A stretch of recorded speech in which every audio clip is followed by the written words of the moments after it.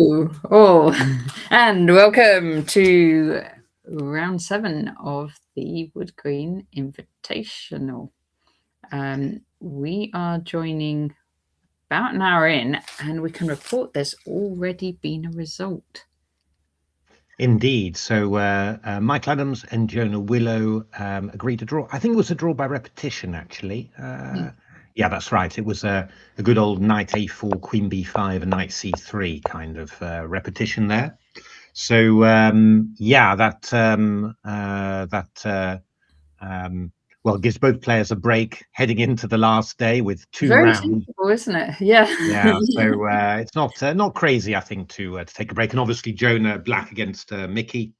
You know, that's you can understand that that's a really good result for Jonah. So yeah, so there we are. We've got On Jonah, what score is he on, and can he get norms still? So Jonah's on 5 out of 7. Wow, that's a good score. Now the question is whether he needs 2 out of 2 or 1.5 out of 2. Okay, and he's got to play what, Shreyas and Kovchan still? No, he's played Shreyas. So he beat Shreyas actually. So around this morning. So I mean, he's had a great day today, hasn't he? So he will need to play Kovchan. He does. And Kovchan and not Shiva. Shiva, he's played Shiva and Lorenzo. I think that's right. Lorenzo. So Lorenzo and Kovchan. So yeah, either 2 or 1.5. I'm not sure.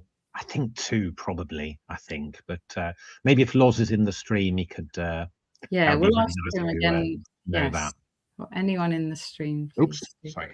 As for IM norms, I don't think we've got any chances of those, because I'd assume that it's something like, well, maybe I assume 5.5 somehow. So maybe Lorenzo or Rishi could do it if they won the last 3, but it seems like a tall order, to be honest. Yes. I think the GM norm for Jonah is probably the only one in there. Shiva is probably out of the reckoning as well after the tragic turnaround against Alexander there. So yeah, I mean that win would have made all the difference somehow, but yeah, it just wasn't to be.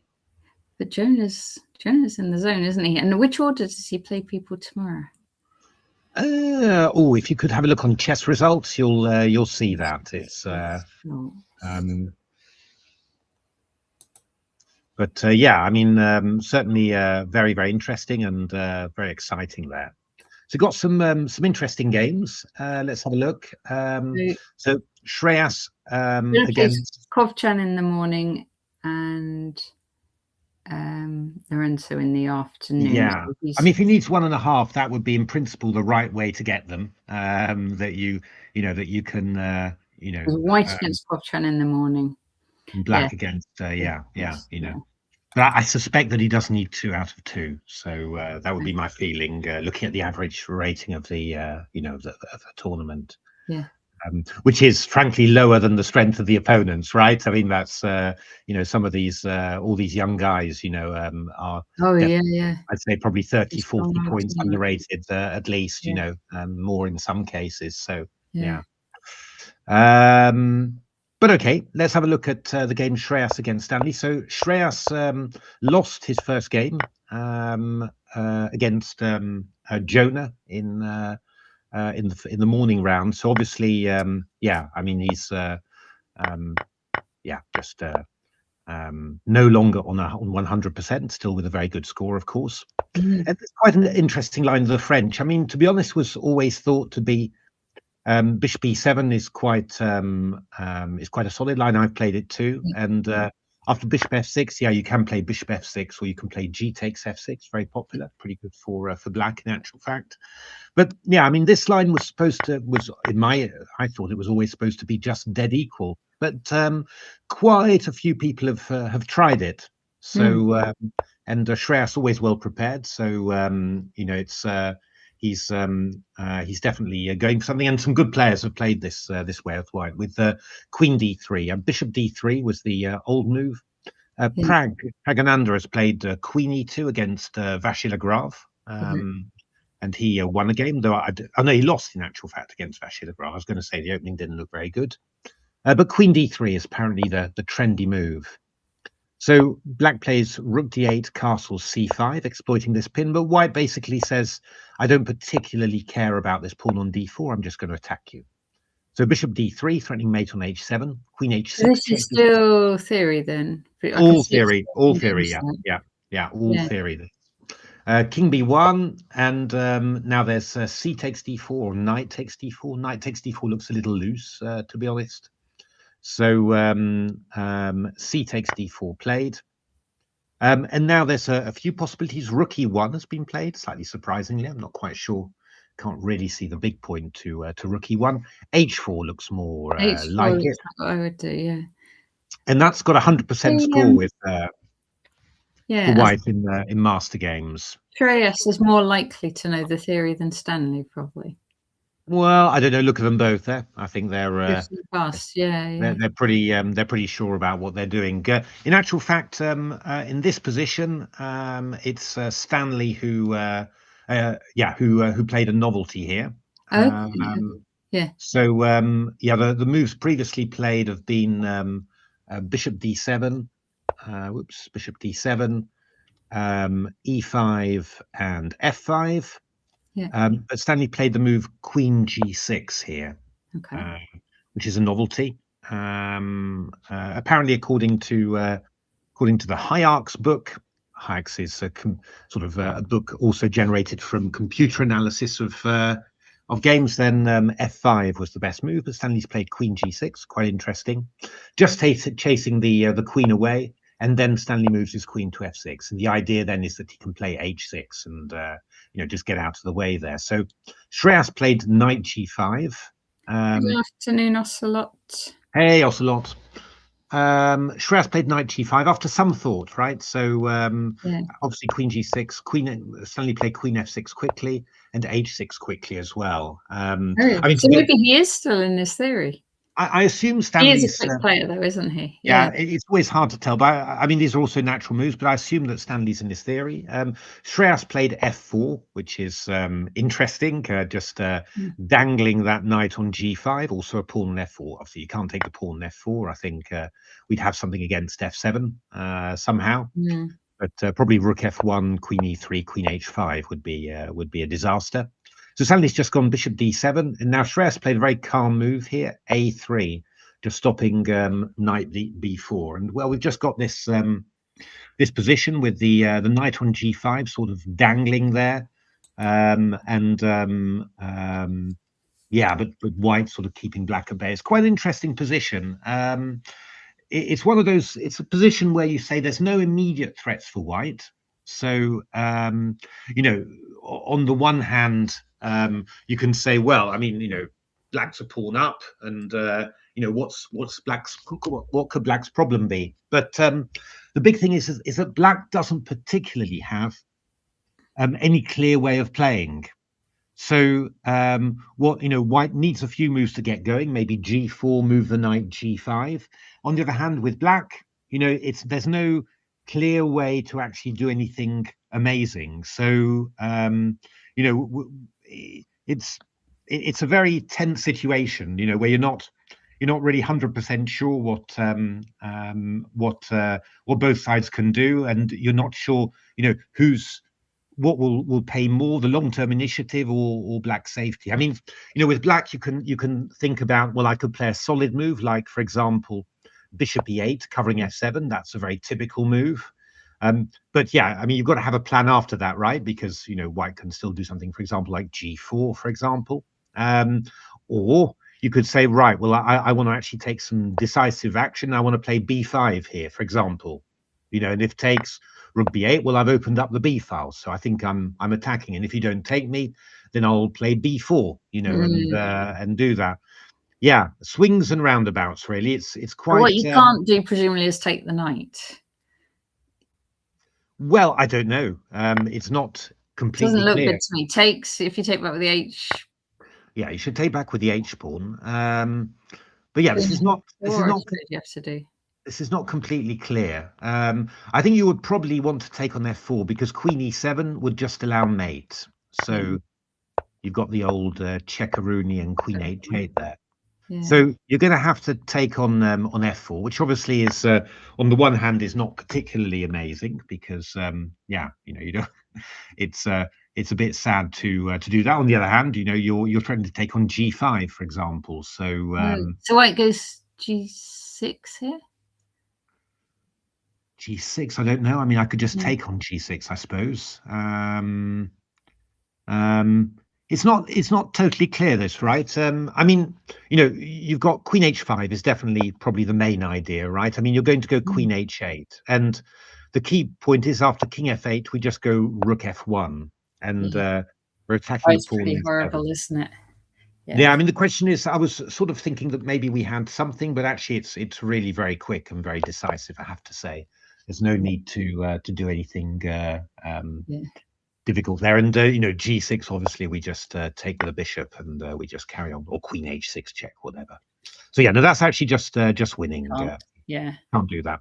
So but I mean, a move like bishop e8, for example, might threaten that one, because then you're defending f7, so so I mean, let's have a look at bishop e8. I mean, I would be kind of thinking a bit about b5 if I was black, I'm pretty sure, but because that one gains space, doesn't it?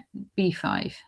Well, I mean, you're just sort of tempting white to take and open up the b file for you, and if not, you just want to go b4, b3, and just try and open up the queen side a little bit, and just distract white a little bit from what he's doing on the king side. That's the idea. We were talking yesterday about space, structure, and strategy. Indeed.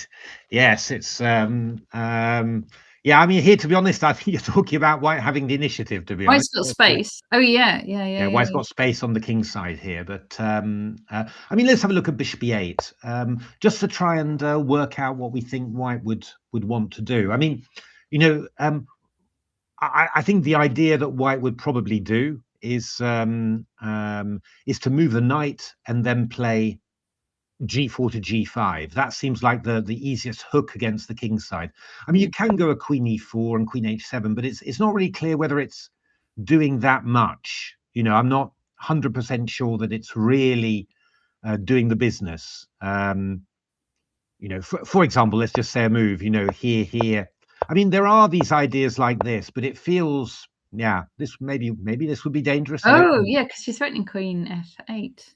Yeah, or queen f8 here. Oops. So yeah, I mean, it's maybe that would be dangerous. Maybe it would. I was they a might little have to go g6, mightn't they, if you do that? Yeah, g6. Then we could always start thinking about moves like h5, for example. Oh, Stanley's gone knight e7 there. Whoa! That was a bit dangerous. Yeah, I mean, it's a reasonable move in principle there. I mean, you want to go bishop c6, but you've got to watch out for your queen, right? I mean, there's knight h7 or knight e4, which are quite. So they'd have to then take on f4, wouldn't they? Yeah. So let's have a little look at that, because I was also thinking bishop h7 and then bounce back bishop e4. Yes, it's possible, but you probably go to h8 after. Right. After there, again, I mean, you could look to try and trap the queen like that, but I think this is probably, that's probably black's okay. But let's have a little look at knight h7. Let's say, I'm not quite sure. Queen f4 only move, right? That's why I'm I'm getting a bit panicky here. And now let's go rook f1 simply. And I don't know. I mean, the idea is that if the queen goes back, I'm sort of thinking, do I have knight f6? What about rook f? Is there rook f7? Not impossible. Try and then come queen h5. By the way, I'm just thinking that I should go knight e4, do it this way, and then just because then you could go queen e5. I'm not sure. Now let's stick with knight h7 there. So queen d6 looks a little bit risky. I mean, there's knight f6s. There's just queen h5 straight away. Queen h5 straight away is possible as well, although there's knight f5. I mean, what you could do, the most natural move, that I'd be thinking of if I was black, would be to go queen e3. And what I was thinking of then was to go queen h5. And the idea is that I want to do something like rook f3 and trap your trap your queen somehow, or sort of make it very uncomfortable. But I'm not sure. Maybe this is looking a Black little would bit still desperate. have to go knight f5, I guess. You could go knight f5 here. I mean, you're slightly wondering about a g4 there, for example. But there's also a g6 here that you've got to watch out for with white. So that's maybe not ideal. Maybe it's okay. Maybe my has been a bit premature there. It was rather scary, though, I have to say.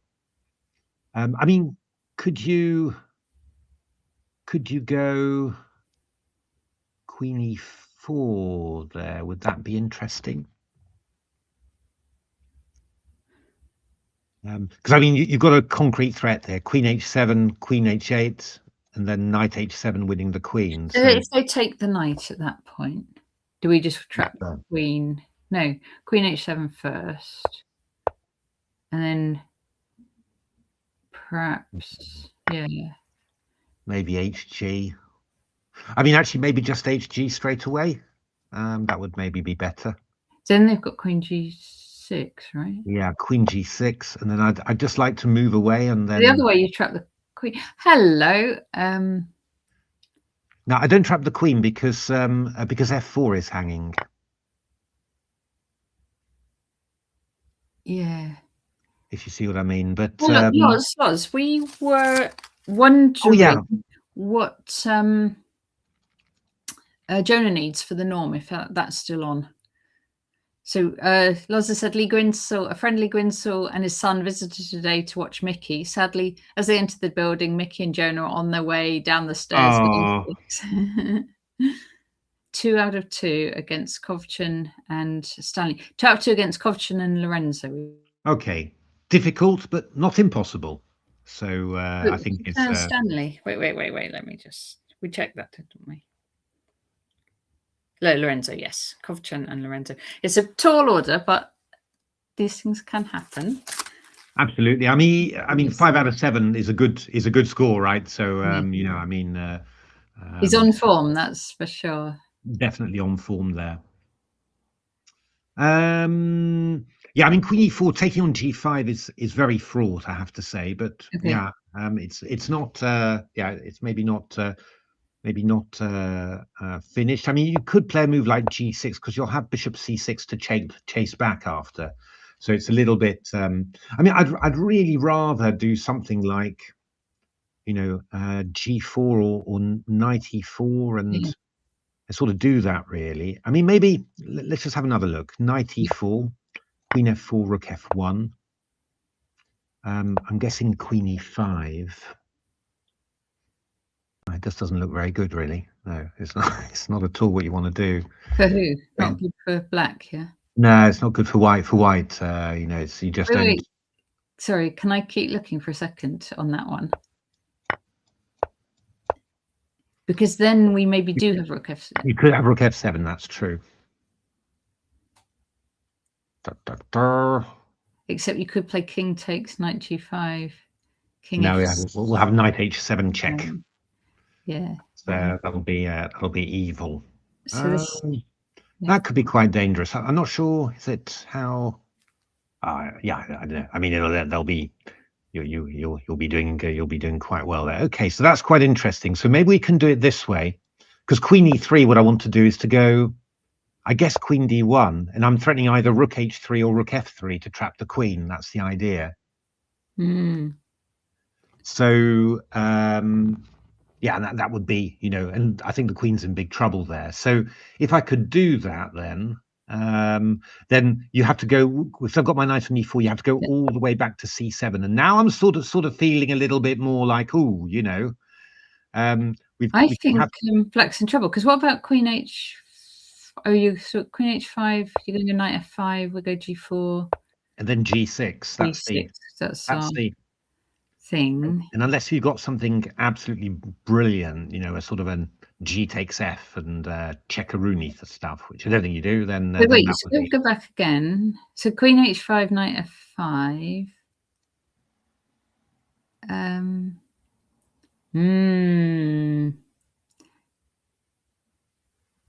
All right. Go on, you carry on with what you want to look at. I don't think that's good, but I mean, well, we can start. We can have a little look at a couple of things. So we can go. Let's have a look. I mean, Rook F7 first of all. Always King takes, and then we look like we want to do just Rook F1. Yeah, Rook F1. Knight F5. Queen H5 check would be more, but I mean, you can just go back here or something like that, you know, and I'm not even sure this would be good, but you could even ignore it somehow. So yeah, it's just not quite there. But it looks really dangerous somehow. I mean, I do also wonder if I just went G4, for example, threatening G5. I've got, you know, I've gained a lot of time here. And space. Yeah. The space, yeah.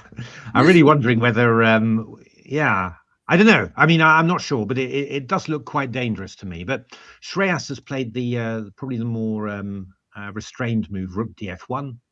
And Stanley has gone Knight F5. Interesting. Yeah, okay. So, all sorts of questions. So I'm looking at G4 as a starter. Yeah, well, you've got to watch out because we've got some little old Knight G3s coming in here. So, I mean, Knight E4 would be, you know, obvious to cover this one, but you come back, have to. And then G4, Knight E3, for example. This would be an interesting one. Yeah, I mean, you could go G5. It's quite, yeah. This is dangerous, but it's also a little bananas somehow, you know. And I sort of wonder whether White's really got enough here. He might have enough, or he might just this might just be just going over the top completely, and Black's just winning, you know. Because we're giving up the exchange. Yeah, I mean, you know, Black can sort of play Knight F1. And then we could take on H6, can't we? Bishop C6, for example. Take on H6. Yeah, I don't know. I mean, even taking, right? I mean, you move out of the way at some stage. I don't know. I'm not sure. You don't need to take. You can take on E4, maybe. Possible. It's dangerous. I suppose what I'm feeling is that Rook F1 is. Oh, sorry. Is that I pressed the wrong key there? Is that Rook F1 is a little bit slow? That's what I'm feeling, and I'd really like to speed up that attack a little bit more. Oh, good lord! I must have something weird happening with my keyboard there. I just suddenly played Knight F5 very quickly, I have to say. I find Rook DF1 rather slow. I'd really want to speed up that attack. I mean, if I'm going to give up some more material, then I'd say, you know, this feels more like it to me, you know, and because here you're like, if you go in here. Well, let's look at the current position, because maybe Shreyas has something very cunning in mind. Well, he might do, you know. I mean, I think you've got to cover G3 there. I don't think you get away with playing G4, Knight G3. So I think you've got to go there. I think Queen E7. Okay. I think you've got to go G4. I mean, the knight's going to come to E3, whatever. So you know, I mean, I think you have to play this move. Okay. And then the only question there is whether do I need to sacrifice the exchange like a lunatic, or could I just move the rook? I mean, it feels wrong to me to be just moving pieces out of attack. That's you know, I don't like that when I'm attacking. But maybe it's okay. I mean, maybe you can though, because what's Black hasn't got much things to move. Yeah, okay. I can play Rook G1, for example, and then go G5. Yeah, let's say you do that.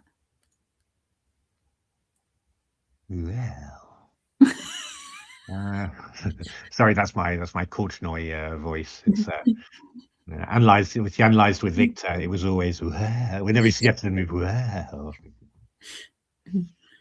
So actually, this is not silly.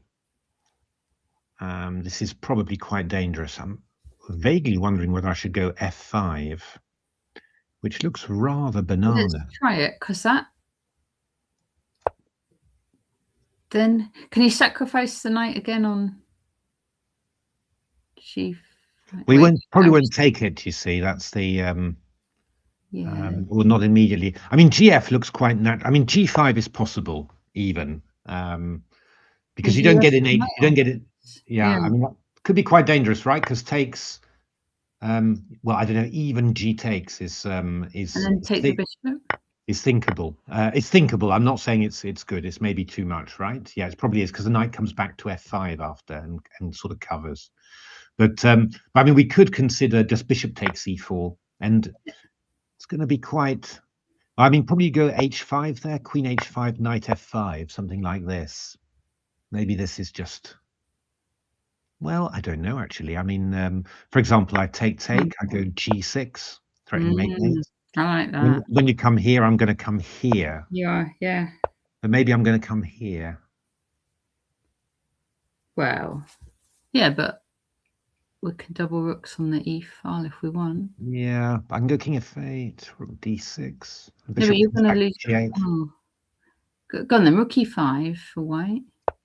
Let's go king f8. Rook e1. Let me just go rook d. Let me just go bishop g8. Let me do. Oh no, you've got rook f5. Oh, it could be nasty. Because rook d6, I could. Well, at the least, I could. I don't know. Is this winning? I could take like this anyway. It's probably not winning though, but it's dangerous, right? Shreyas has gone knight e4, so I think that's. I think in principle you're probably right, Natasha. I mean, I can probably just move my rook and just say, okay, that's fine. And if f5, maybe I should just take on there. And then I'm not quite sure what you want to do. If ef5, maybe I just throw in knight g5. Do you know you could even come round? Like, say you wanted to just. Oh yeah, okay. I could consider knight g3. Knight d2 and f3 and e5 or c4. Crazy. Okay. I mean, knight g3 is not crazy to go to h5. It just feels slow. I just feel I should be. Yeah, I feel I should be launched really. I think f5 is it's odd, but I think it's a decent move, because I think you're at the very least you're kind of you're putting Shreyas has gone g4. Shreyas has gone g4. I think we're maybe going to see this, right? Yeah. Bishop e4, and then this move. I could go. Yeah, no, move h5. I think feels like a move. Let's have a look. So, oh, I could even go. No, that wouldn't work. G6 straight away. I was thinking about bishop h7 check to take and go g6 with tempo, but no. Let's go queen h5. Yeah. And then, yeah, I think knight f5. I think you should probably be blocking something. Yeah. Okay. I mean, if g6, we go knight h6, which looks annoying. So I do think I should first. Here. G6. So let's have a look. I can do what I want actually. I could go rook e1. The only question is whether you can then go g6. What's that? An intermezzo. It is, but I'm just wondering if there's something better for white than that. Well, I don't think so really. I mean, yeah. I mean, you could go queen f3 and then say I've got h, or queen d1 maybe, or queen f3 and then say I've got. I don't think so though. Yeah. Okay. But even queen g6 is going to be good. Well, queen g7. I mean, I've got a piece, 2 pawns for a piece, but black's getting going, right? I mean, the queen's awkward, right? Because here I'll come here. Yeah. And here, and then you're forced to swap off queens. I think you're just awkward, to be honest, tactically. So I think you should go g6 first. That's what I'm, basically that's what I'm saying. So threatening mate. Yeah. So then we're saying, well, 2 possibilities. I can go bishop e6, for example, because then I can block you like this. Okay, but we're going to gang up on the e file if you. We're going to go rook e1. That's right, and then queen f6 looks like by far the most natural move, getting out of the pin and defending f5. Then we said, rook e5. Yeah, that's right. And we said rook e5. It just looks very, very natural indeed. Yeah. And then, the big problem for black is that the defense of the f5 pawn. So maybe should you throw in something like this, for example? Maybe. Just to try. So I'll go rook e1, I think. I'll go rook e1, I think. Yeah. Couldn't you just go queen h7 check? King f8. Queen h8. Oh, and then rook d5 simply. You're right. Yeah. That's absolutely correct. So I can't do anything crazy like that. So let's just say I go king f8. Yeah. Maybe anticipate, or maybe okay, or rook d6. I don't know. Yeah, something like that. I go rook e1. I go rook e1. So this is what we were. This is indeed what we're looking This is at. where we were. And I mean, I've got a threat, which is to take, check there, check, king there, takes, and then takes the rook. If you see what I mean.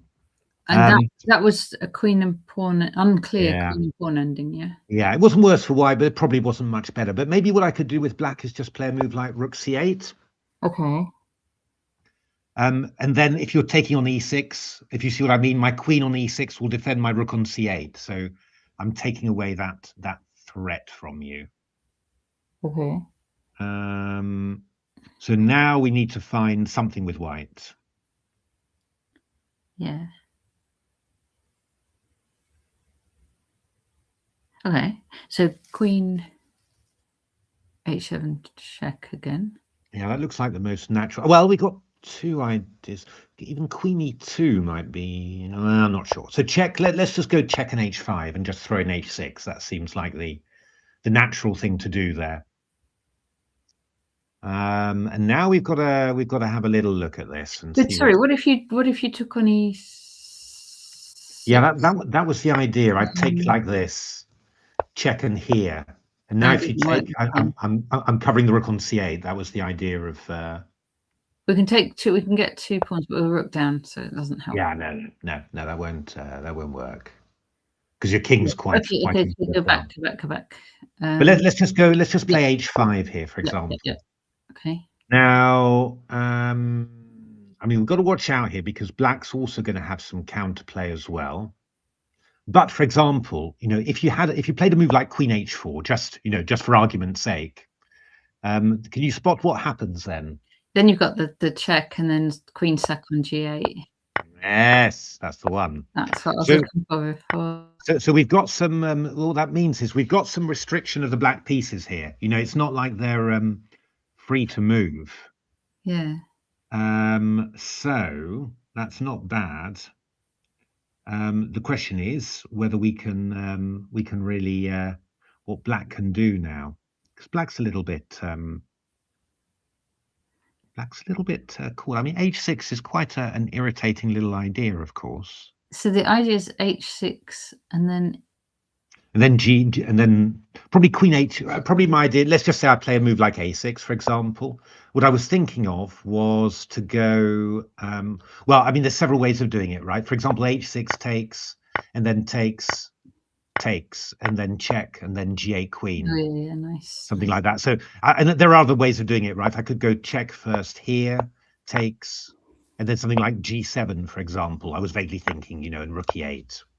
Not clear that one, but I think I think h6 is clearly putting some danger into the position for.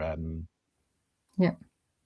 So yeah, I mean, what we need to do with black here is to find a good way. I mean, you could look at playing something like king e7, for example. If I go h6, and this looks kind of worrying, right? I mean. This looks very worrying. I've got stuff I could throw in a d3, for example, but I will take simply. And I don't know whether you've given yourself anything worthwhile there. And maybe all you've given is white the possibility of giving white an extra lever there. So I'm not really sure about this position. I tend to think that white's doing quite well. Do you want to have a look, see what the engine thinks? We'll go back to the position where they are. Yeah, we'll go. We'll just see. Oh, minus 0.3. No, 0.0. There we are. That's good. Oh, he thinks black should escape. Actually. Oh, yeah, that's the one. He wants to do this and then block like this. That's the engine line here. Well, Shreyas has actually played the move that I suggested first, though I was roundly criticized for it. Which is the move g5, sacking the exchange and just going all in bananas, basically. And what does the engine think? So just go back one move before that. And what does the engine think of Rook G1, and what's the engine think of G5? You want to see? Is that Okay. cheating? Yeah, okay.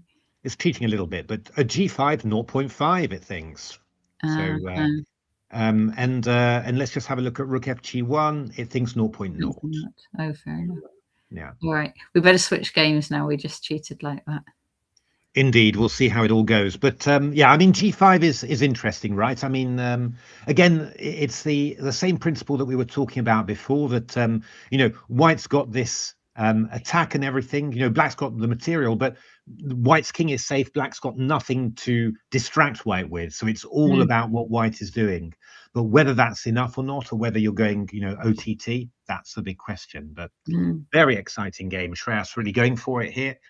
Stanley's going to need all of his defensive skill. So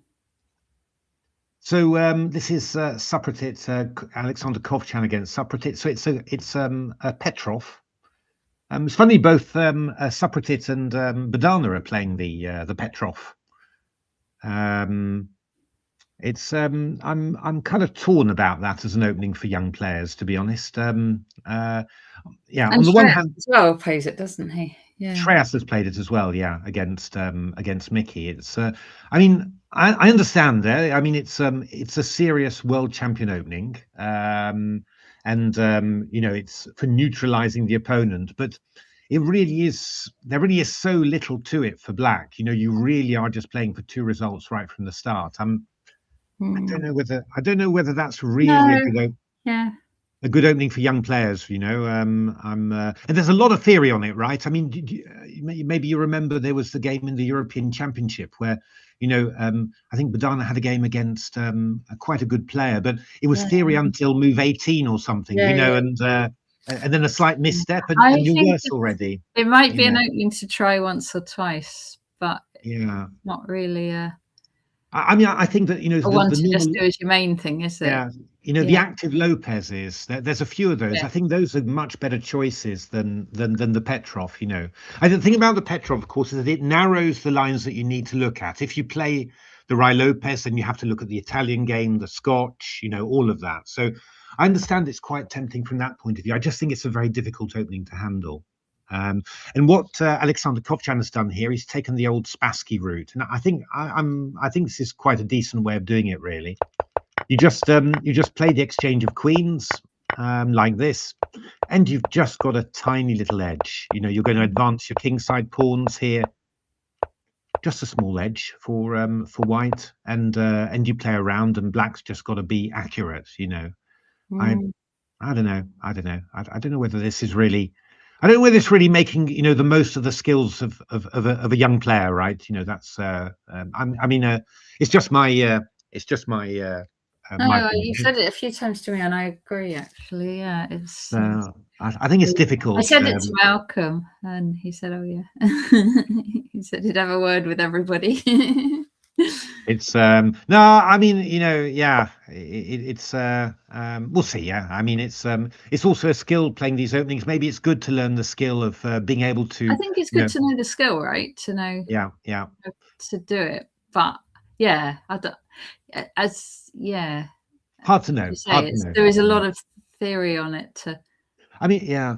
I always felt that, I always feel that with a Petrov, you're, from move 2, you're sort of saying, okay, it's either going to be a draw or a loss for me, basically. And I could never motivate myself to give up the chance that I might win the game. Have you ever played the Petrov yourself? I played it a couple of times when I was very young. Yeah. Very young, but I didn't like it at all. No. Well, maybe that's it. It's just the Petrov phase you have to go through. Maybe, yeah. But yeah, I mean, there's many other interesting openings. Lopez's are quite good, especially with the Lopez. There's so many ways you can play it that you sort of feel. And to be honest, I'd also say like the Berlin endgame somehow. You might as well, if you're going to play something like that, you might as well play that, because I mean, at least those are really interesting if they go for the Berlin endgame, and if they go for the symmetrical lines are safer than the Petrov. So I sort of feel that, and I mean, frankly, even those symmetrical lines quite difficult to play. I mean, I lose them regularly in my training games against engines. It's just ridiculous. You reach this theoretical position that human players have drawn, like 99 times out of 100. I lose 10 times out of 10 against the engines. It's there is an awful lot more to those positions. They are actually quite dangerous if you're a very, very good player. So I don't know. It's just something to. But anyway, I mean, here, White's just got a slight edge. Yes, they play it a couple of times, and then they'll switch to the low pairs, and they'll realise how much they love the low pairs. Indeed, maybe that's the Petrov experience. Indeed, it's. But I mean, it's tough. In some ways, being a junior nowadays is tough. I mean, when I was young, you didn't know any theory because it was all from books, and you hadn't had time to read all the books, and it was from experience, and you hadn't the experience. So you tended to fall into a lot of opening traps, right? And there wasn't really, certainly in the UK, there wasn't much of a tradition of coaching and warning juniors about what might happen. There was more a sort of a tradition of let them fall into it and I'll get the point for it, So that was. If you're doing this strategy of not worrying too much about the opening and becoming very good at the middle game, would you play the Petrov? Probably still not, right? No, you wouldn't. Because the opening can have gone wrong for you. But then what would you play? Anything else, really? Anything that's got anything that's kind of that offers breadth, basically. So if you're saying, well, I'm going to get caught out anyway, then you'd go for a Sicilian, or you'd go for a Lopez. Because stuff like the Najdorf, for example. I mean, there are a lot of sharp lines, but if you play the ones with E5, against Bishop E2 or Bishop E3, they're also quite strategical as well, right? So. I'd say those sort of openings are pretty good if you're looking for and against 1d4, maybe. So the Chinese players, I'm trying to remember, How Yifan likes the Sicilian, doesn't she? She plays a lot of Sicilians, yeah. And Si Yun was always a King's Indian player, and she played a lot of 1e4, e5 as well. Was pretty good at it, actually. It's kind of It's an interesting conversation, right? And there's probably no good answer, and simply the player has to feel it. But I would say that I do feel also that the skills that you pick up with a Petrov are very narrow, whereas the skills that you pick up, even with the Berling endgame, to be honest, are much broader. So I haven't seen you for a while. How you? But okay, I mean, that's just an opinion and not a criticism or anything at all. People have to make their own choices on the opening, but that's just my the way I feel about it, and certainly how I felt about the opening as a professional. Yeah. Let's have a little look at Lorenzo against Rishi. Lorenzo, so definitely going for the structural weaknesses there. Gigantic gap there. I'm not good enough to play, only good enough to snark. So this is an interesting little position. Always easier for White to play these sort of things in principle. Black always not to is knight c5 because they'll just I mean, I think White's going to be aiming for rook d1 and then bishop c5. That will be the first thing that you'll try and do. I mean, I suppose the question for Black is, one thing, it doesn't work, but one thing that you'd be thinking about is, can I transform the position with activity, right? But presumably here, well, it's not completely clear, but presumably. You can't do that. I mean, rook d1, rook c2, you're actually attacking the knight on there. So this is maybe not as dangerous as you might think, but especially you could also have a bishop b7. Could you just go c4 then instead? Yeah, I mean, I'd probably go bishop g4 then. And bishop h5. You're not going to easily get me off that. Rook. No. On the other hand, for example, I could end up winning that pawn on here somehow. So probably, I don't know. Yeah, very risky for black. This would be a hell of a calculation effort in order to understand that. But if you don't have anything, the problem is always if you don't have anything decisive, then anything forcing, then you've just got to sort of play the position. I think probably then, f takes e4 would be how you play it, because at least you get a square on f5 for the bishop. You're a pawn up, and we're just going to ply the position. So Gantaba saying if she'd won the last round of the Scottish, she would have tied second. But to be truthful, never got close and got crushed by Andrew Greet. Oh, sounds like you had a good tournament, though. Are you? Are you? Have you got Scottish connections, or you just went there to play that one? Let's have a look. Just have a quick look at. Oh yeah, this is interesting.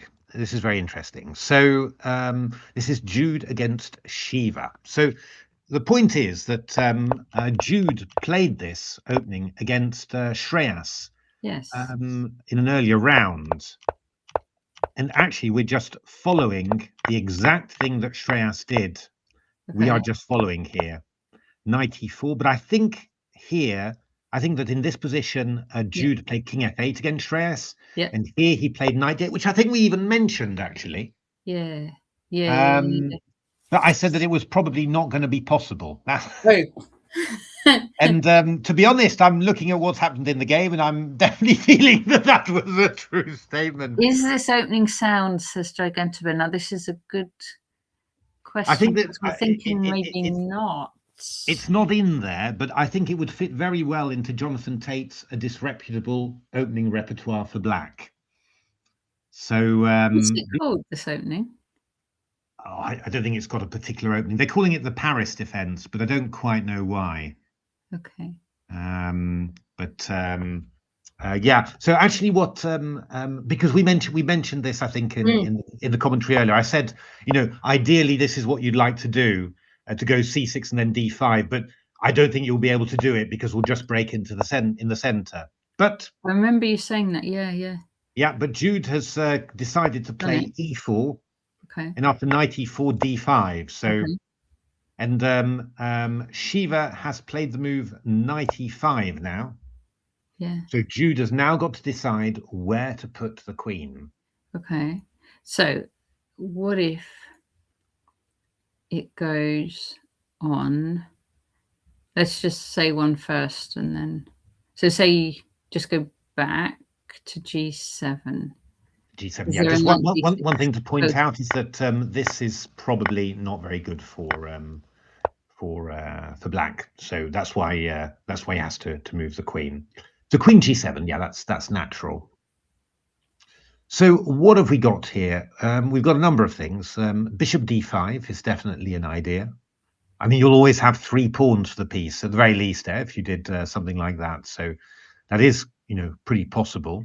The question is whether you've got a move like, then it's either going to be queen d1 or bishop e2. That would be interesting. And there's also the possibility as well of a knight d6 check, for example, with a discovered attack. I'm not sure. I mean, knight takes c6 is possible. That does look fairly worrying as well. Does it work like queen d7, say?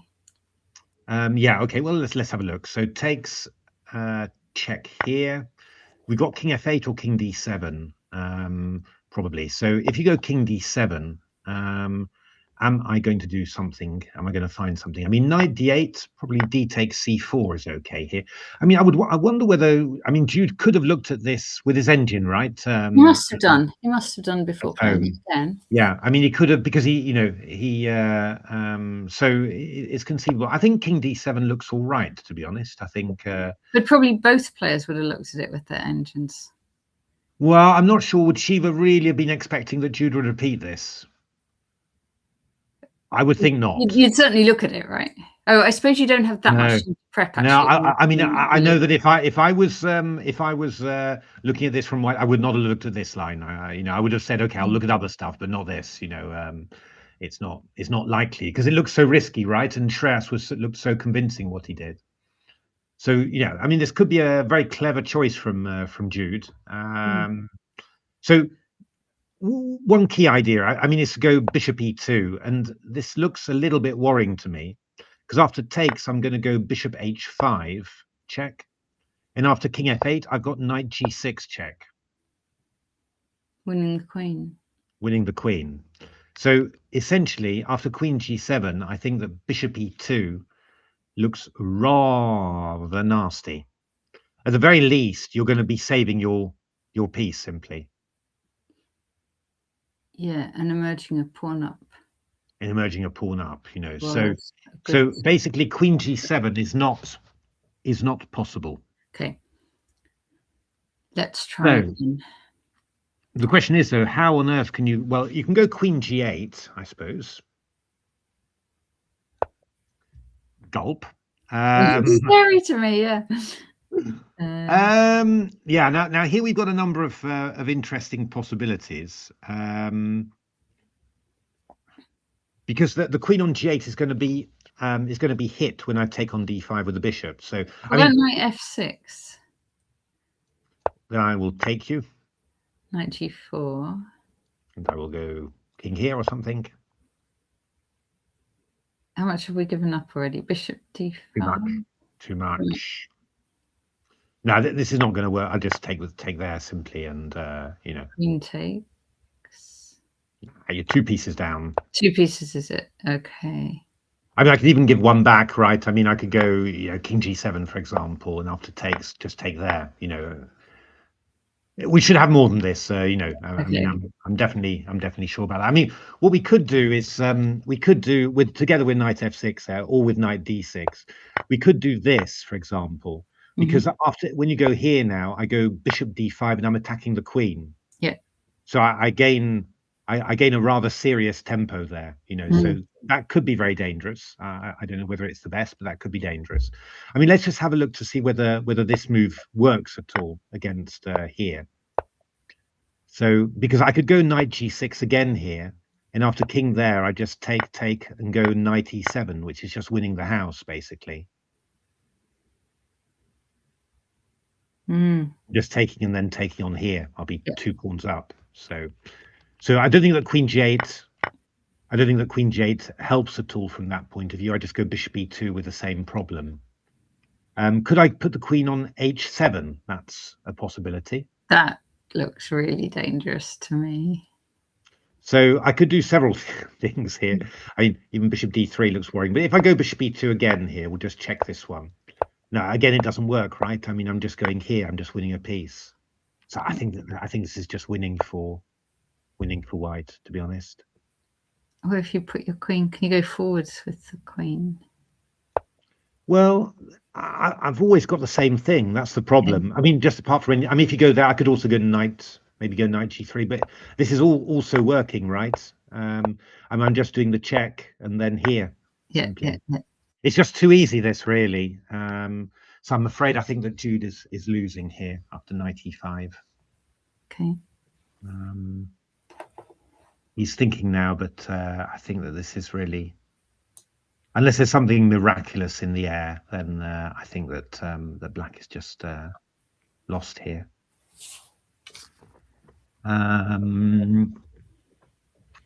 So okay, let's go back to Shreyas against. Oh, yeah, we need to see that. Okay, so it's interesting. So g5, actually, Stanley didn't take the rook, which I think is maybe quite sensible. Played bishop c6. Rook fg1 followed.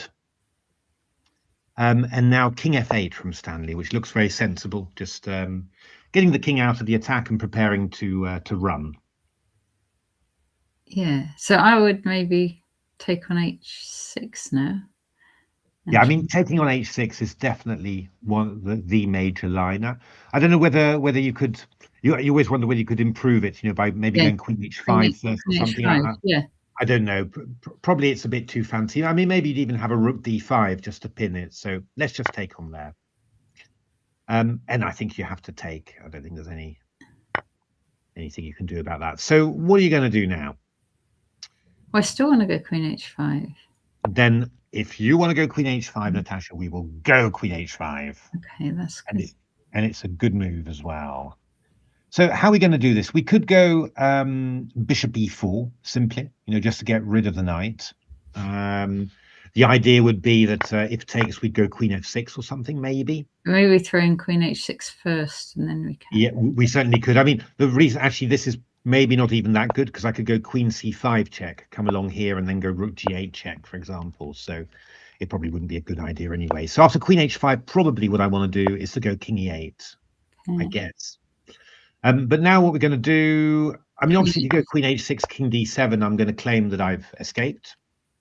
Oh, are you? I am actually, yeah. I'm claiming that. But so I'll go. wait. What's the score? I've lost track of all our equal pawns. Okay. But I think what white would do would be to play the move rook g7, and then claim that you haven't escaped yet, because we've got some rather dangerous threats here. So what would we do there? How would black play this? It is definitely a little scary. Well, another move that, because you could also go knight c5 instead of rook g7 and threaten rook g8. Oh, takes has been played. Yes. Sorry, queen h5, king e8, knight c5. That's very sneaky. I think we probably play queen f. We probably play queen f6 then. It's a very sneaky move. There's a few interesting possibilities there. But maybe you're right there to keep it a bit more. I'm not sure. It's closer. I mean, you're starting to think about, could I maybe play a knight e4 and then swing my queen across like that? But there is queen f5 then. I'm not 100% sure. Yeah, I don't know. Maybe it's a... Oh, knight h7. Oh, I don't know. Oh, who knows? There's rooks hanging on h1 as well, so I'm not sure. Gantibert has said knight f5, but I wasn't following exactly when she said it. Yeah, I mean, you could go instead of king e8, you could play knight f5 here. That's definitely an alternative, and might just be the best line to play.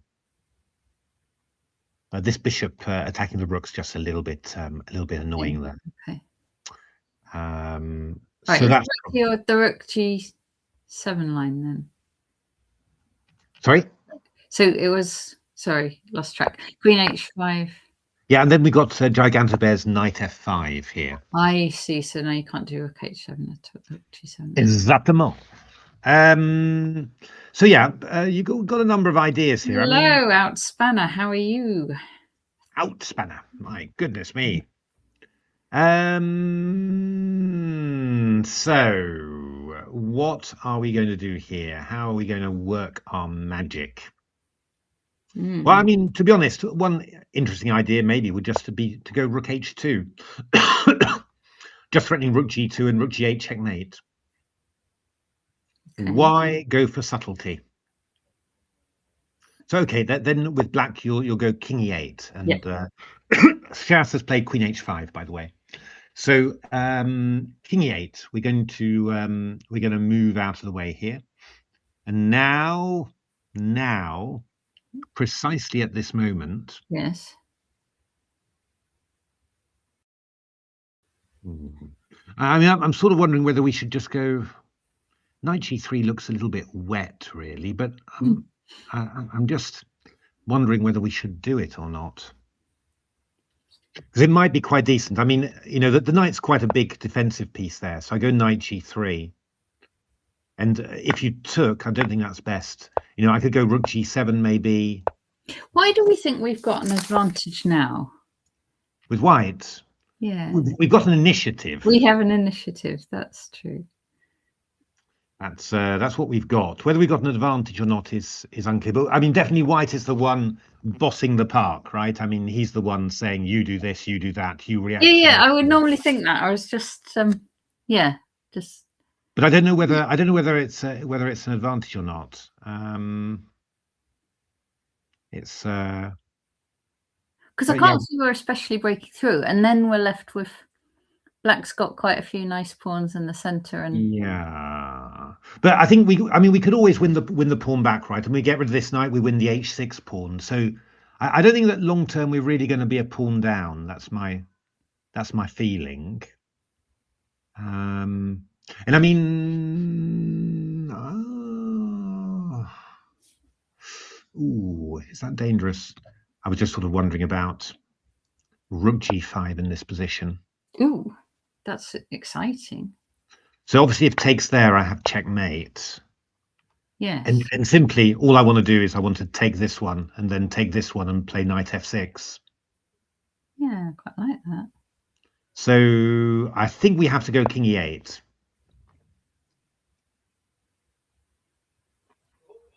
All right. Et maintenant, Oui. Et maintenant, que veux-je faire? It's a very famous French song. Yeah, I don't know. I mean, rook f5 takes is maybe interesting. I don't know. Oh yeah, I like that. We're stopping, but yeah, queen e6 somehow feels irritating. This pin's rather annoying. Queen h7. Yeah, that's true. Queen h7. You can't actually. Sorry, king e8. Choppy takes there. Queen h7. You can't go to d7. Maybe to e7. Throw in f5, but you've got queen e5. I'm not sure. It doesn't quite feel like it's the move. Yeah. So do you think, like, go back to queen h5 with the red box around it? Is white better? What do you think?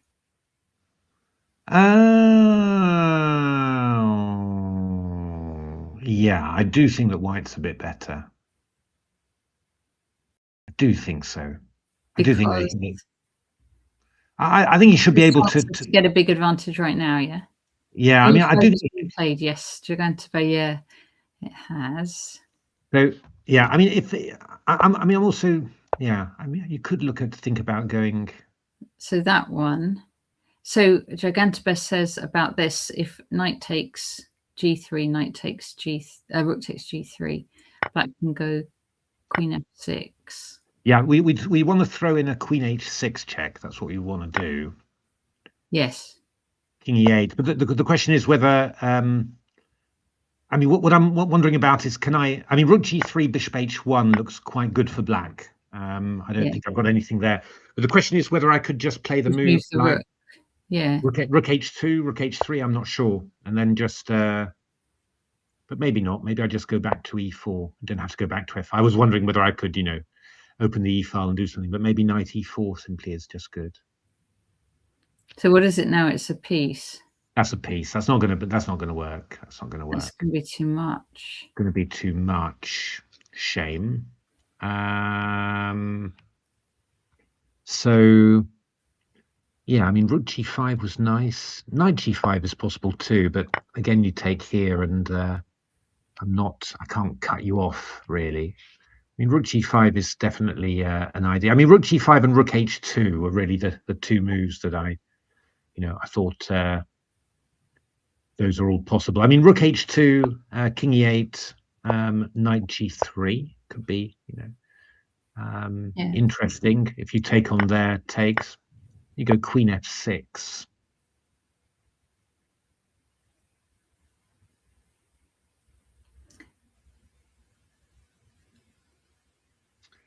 Yeah. Is there any mileage in bishop g6?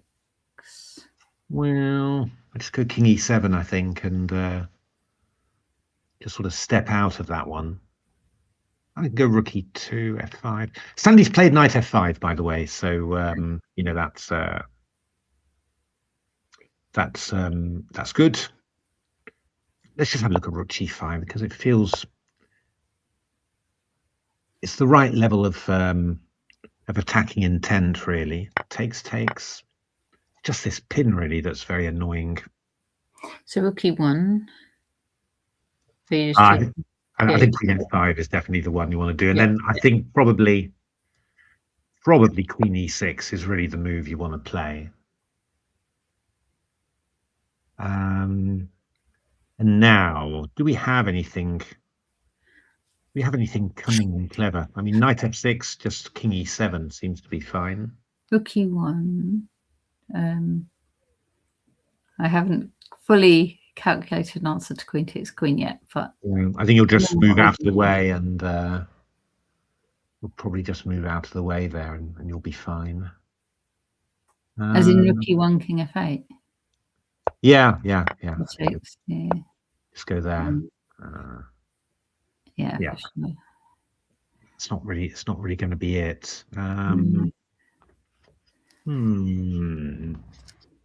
Takes queen e6. Yeah, queen h7 possible.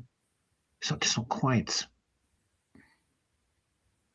there really for you. You go king e7, threatening stuff like rook h8 as well. Maybe not. Maybe. Do we look at f5 here? Yeah, queen e5. I was thinking, kind of. You just start to feel that black's getting sort of settled and organized. Really, it's not easy for white to organize, the e-file attack somehow. So, but maybe we just carry on like this and just say I'll play rook e2 and then move my knight after. Well, if we took on h6, yeah, we can do. Maybe we just go king d7 to start moving away. Or as if nothing had happened. As if nothing has happened at all. Yeah, we just run with the king. It's I don't know. Not quite. Don't have the feeling I'm quite. Finding the key to the position here somehow. But it's not easy. b4. e4. b4's a hell of a move. b4's a hell of a move, I have to say. I do like that one. The idea is king e8, knight c5. Knight c5, yeah. Bishop takes rook g8. Wow. b4. Well, you definitely win.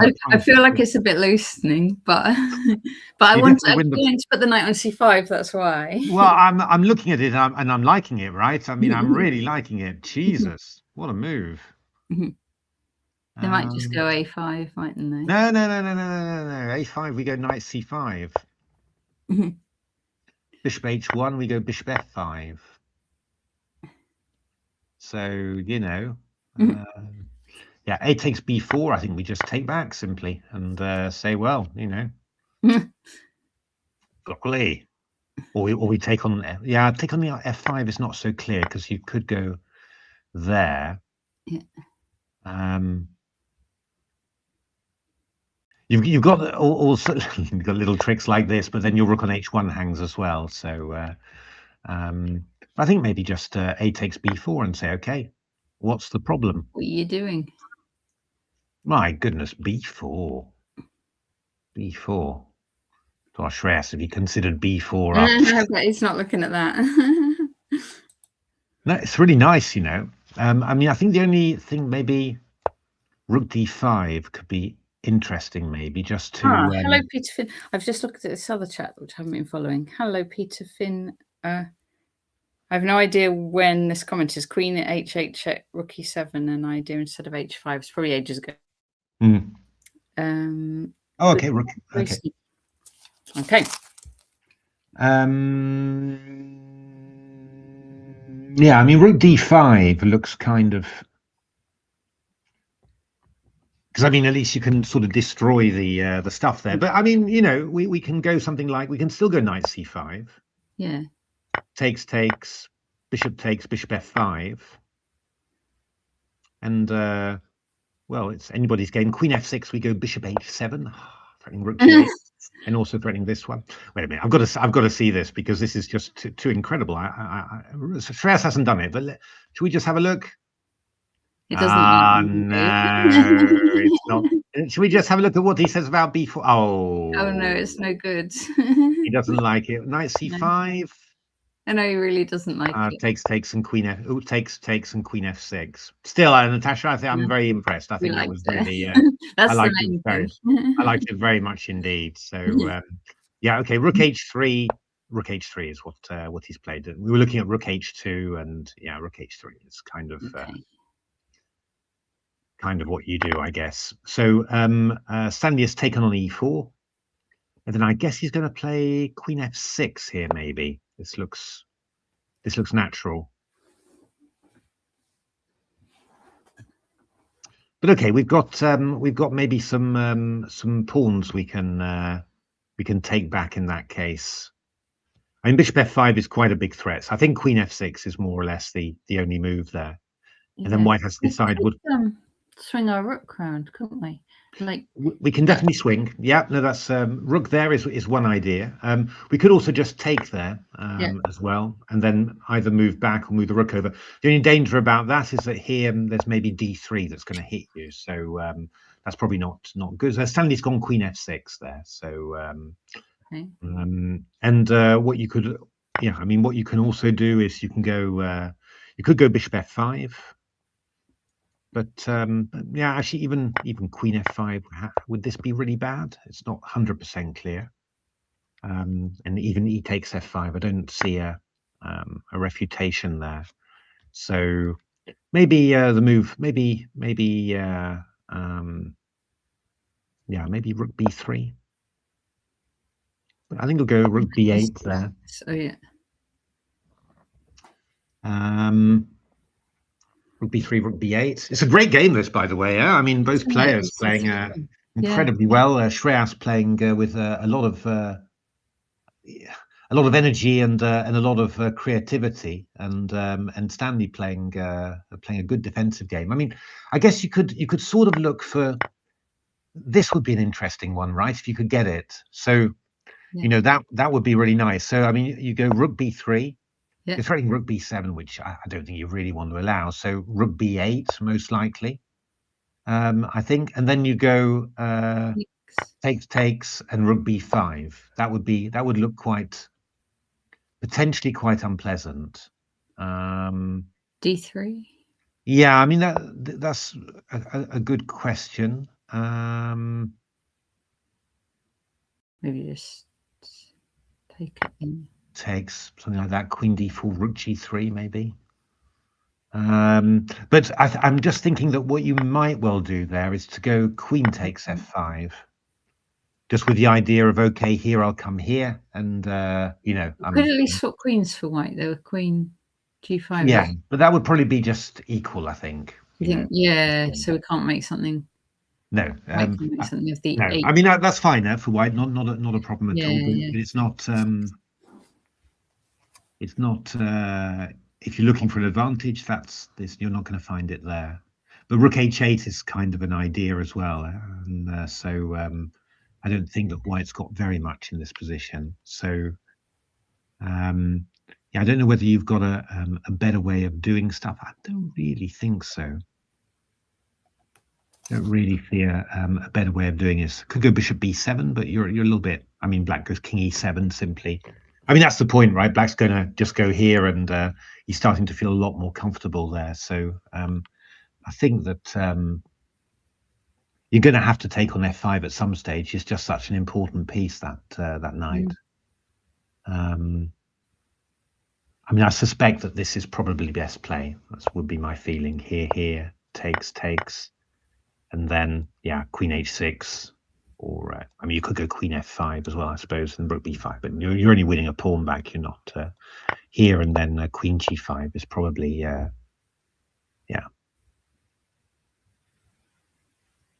So yeah, and that's draw.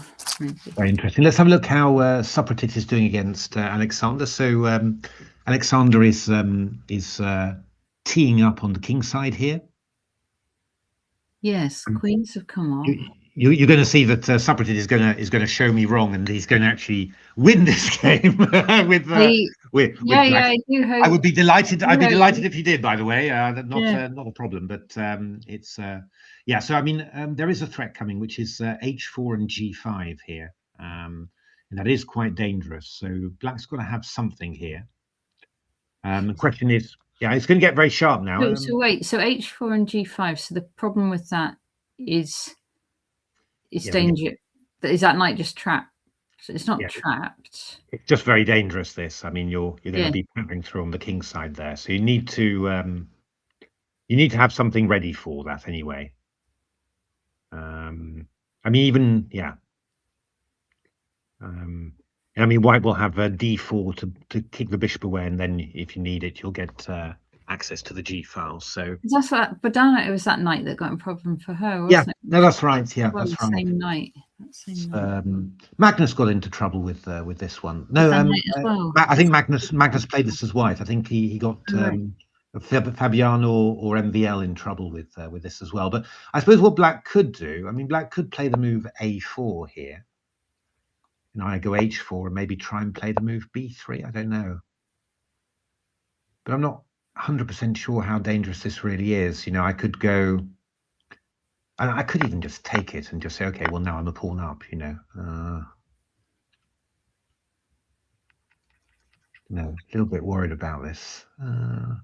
Black should probably be trying to exchange off some pieces, I think. Maybe he should be playing knight e5 there. Oh yeah, it gives the space, doesn't it, for the other knight? Give a bit more space. So, but yeah, I mean, I guess I will. I mean, this is quite interesting. Two bishops, but okay, you take on that one, so no, it wouldn't be that interesting. Okay, I guess I'd probably take on their takes and go h4 anyway, to threaten g5. Yeah, a little bit worrying this. So I mean, I can move away, but then I just go g5 anyway. I think, you know, and if you're going to go takes, then I'll just get rook h2 and rook h8. You know, it's just think it's a rather. I think it's a little unpleasant for black this, but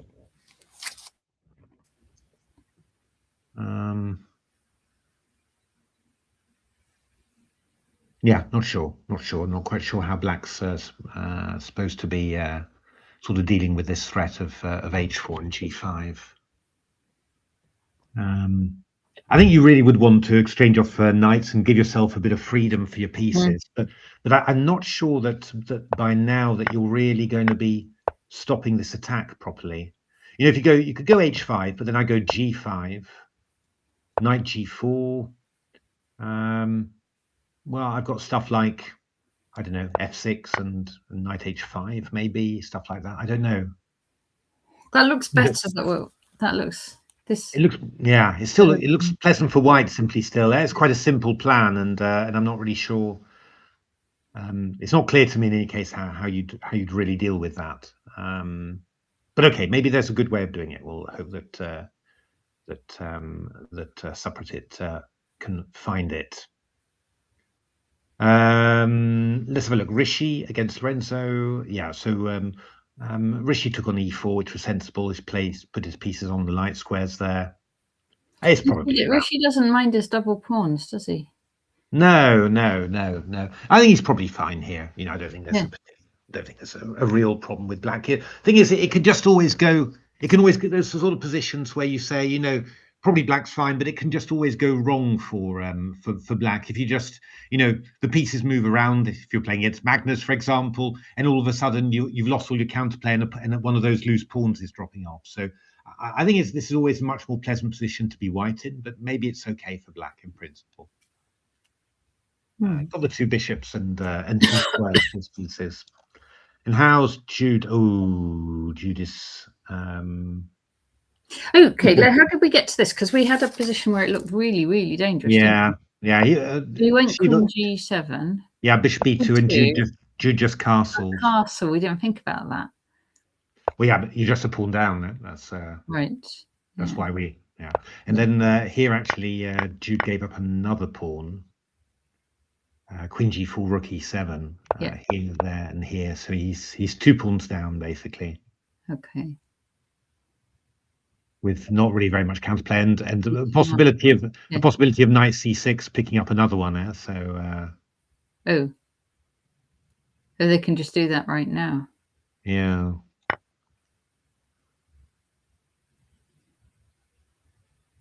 I mean, you get a knight to f4, but I don't think that's actually very dangerous at all. I mean, I think you just come back here and then it's 3 pawns. And you've weakened that one, you know, so that's actually quite pleasant, really, I think, for white to do that. And you'll go h5, you know, and try and get some counterplay somehow. But yeah, I don't know. I mean, it's probably the best thing would be to just play a safer move here, knight h5. Oh, is he? What's he doing here? Is he going to go knight f3? Maybe he is.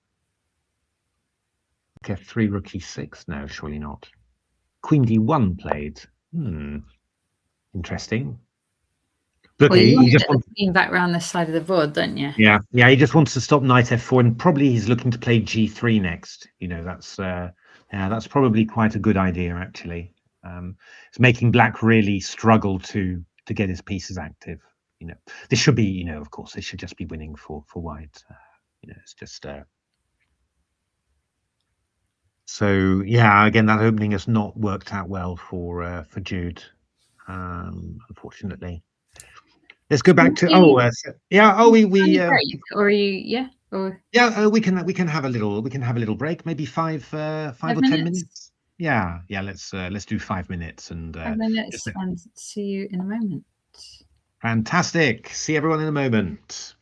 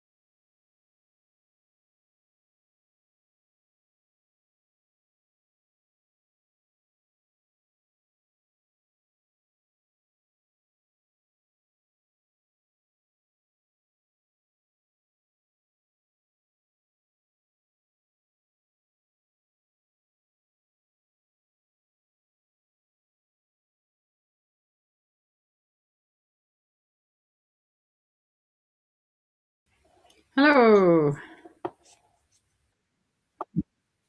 Caught you eating.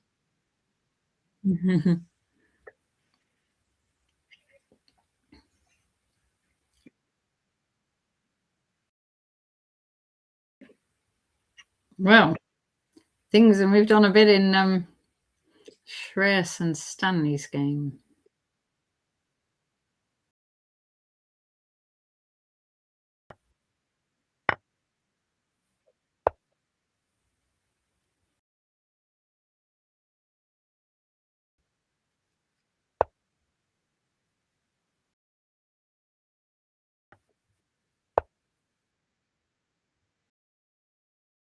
About rook d7.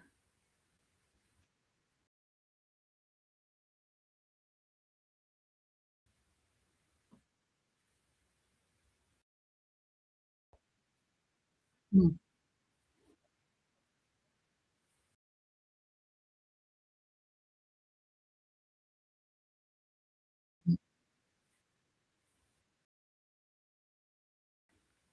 What if Stanley does something like queen d6 to...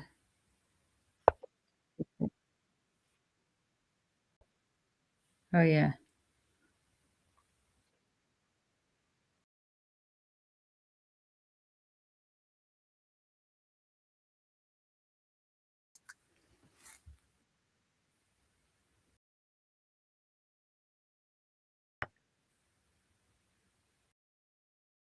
Okay. 3.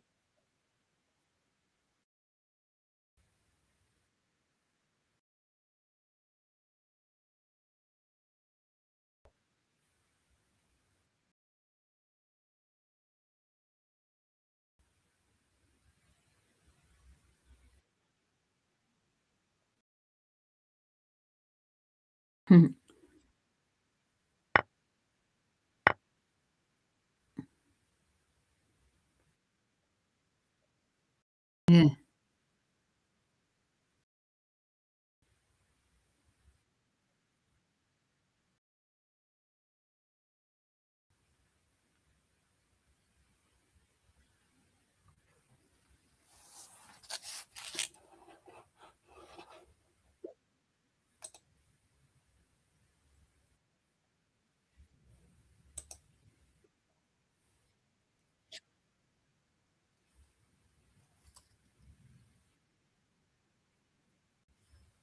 Yeah.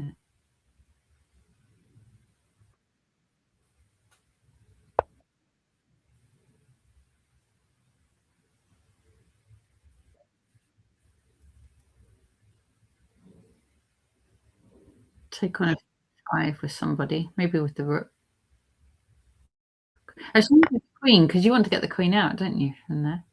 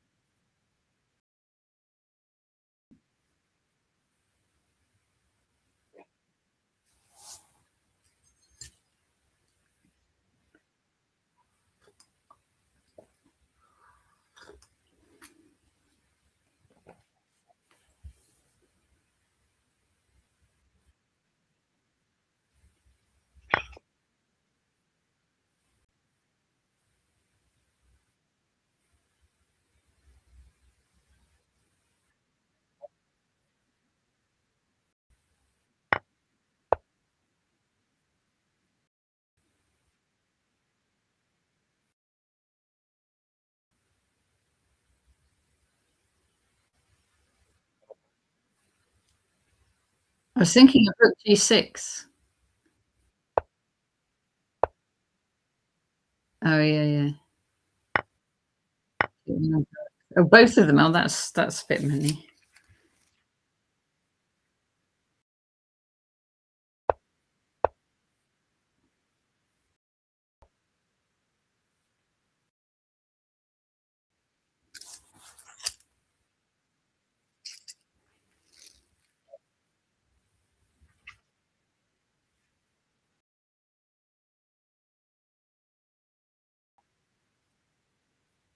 Mm.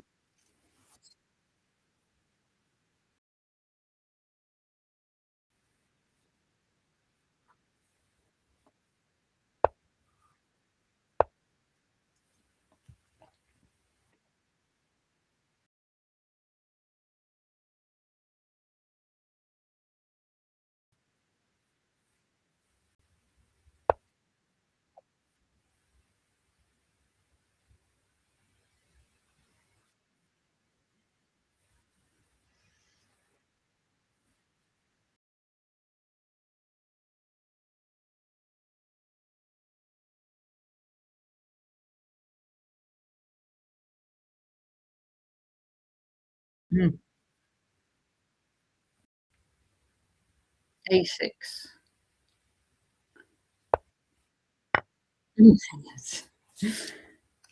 Yeah.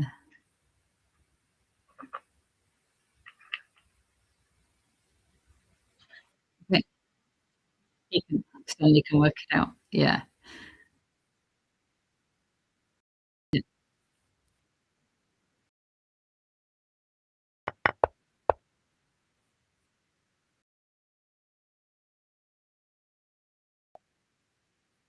Yeah.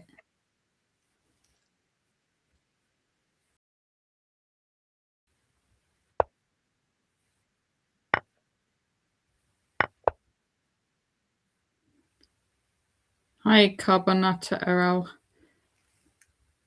Badana, clap, clap. I don't think she won today. I think she lost today, but yesterday, fantastic. Yeah.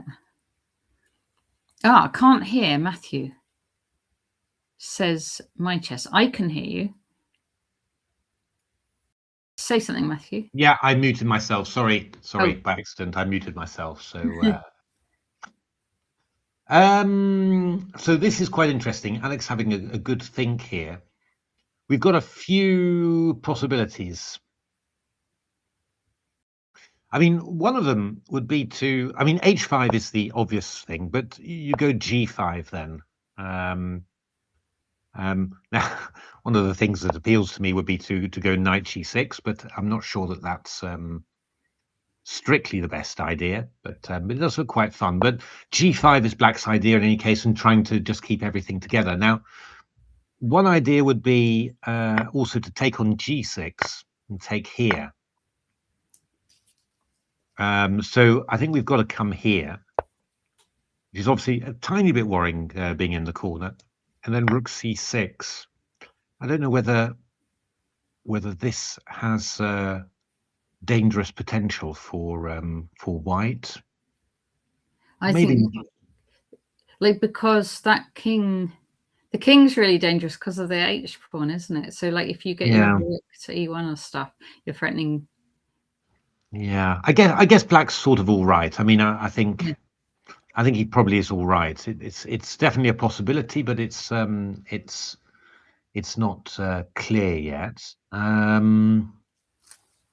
So what else is there? There's one idea, actually a little bit strange, would be to come round and attack that c pawn there. That's looking vaguely interesting, but maybe we just cover with bishop b5. The question is whether you could sort of. I'm sort of trying to find ways to make these sort of things happen, but I'm not quite convinced yet that I've found a way. I was wondering after knight h7 whether it was really necessary to push through with g5, whether you could have waited a bit longer. But I mean, this is quite dangerous. Do you not really like this for white then? No, I think white's got the initiative there. That's definitely true. I just wonder whether he was had more. Yeah. I mean, thing is, you had quite a nice structure, quite a nice space advantage, and you've given that up now for the possibility to attack the black king side. So I'd really like to have something concrete now, you know, that I can where I can just say, okay, and now the next step is I've got something forcing and decisive, and I'm not sure about it. But that could also be that I'm just missing something. I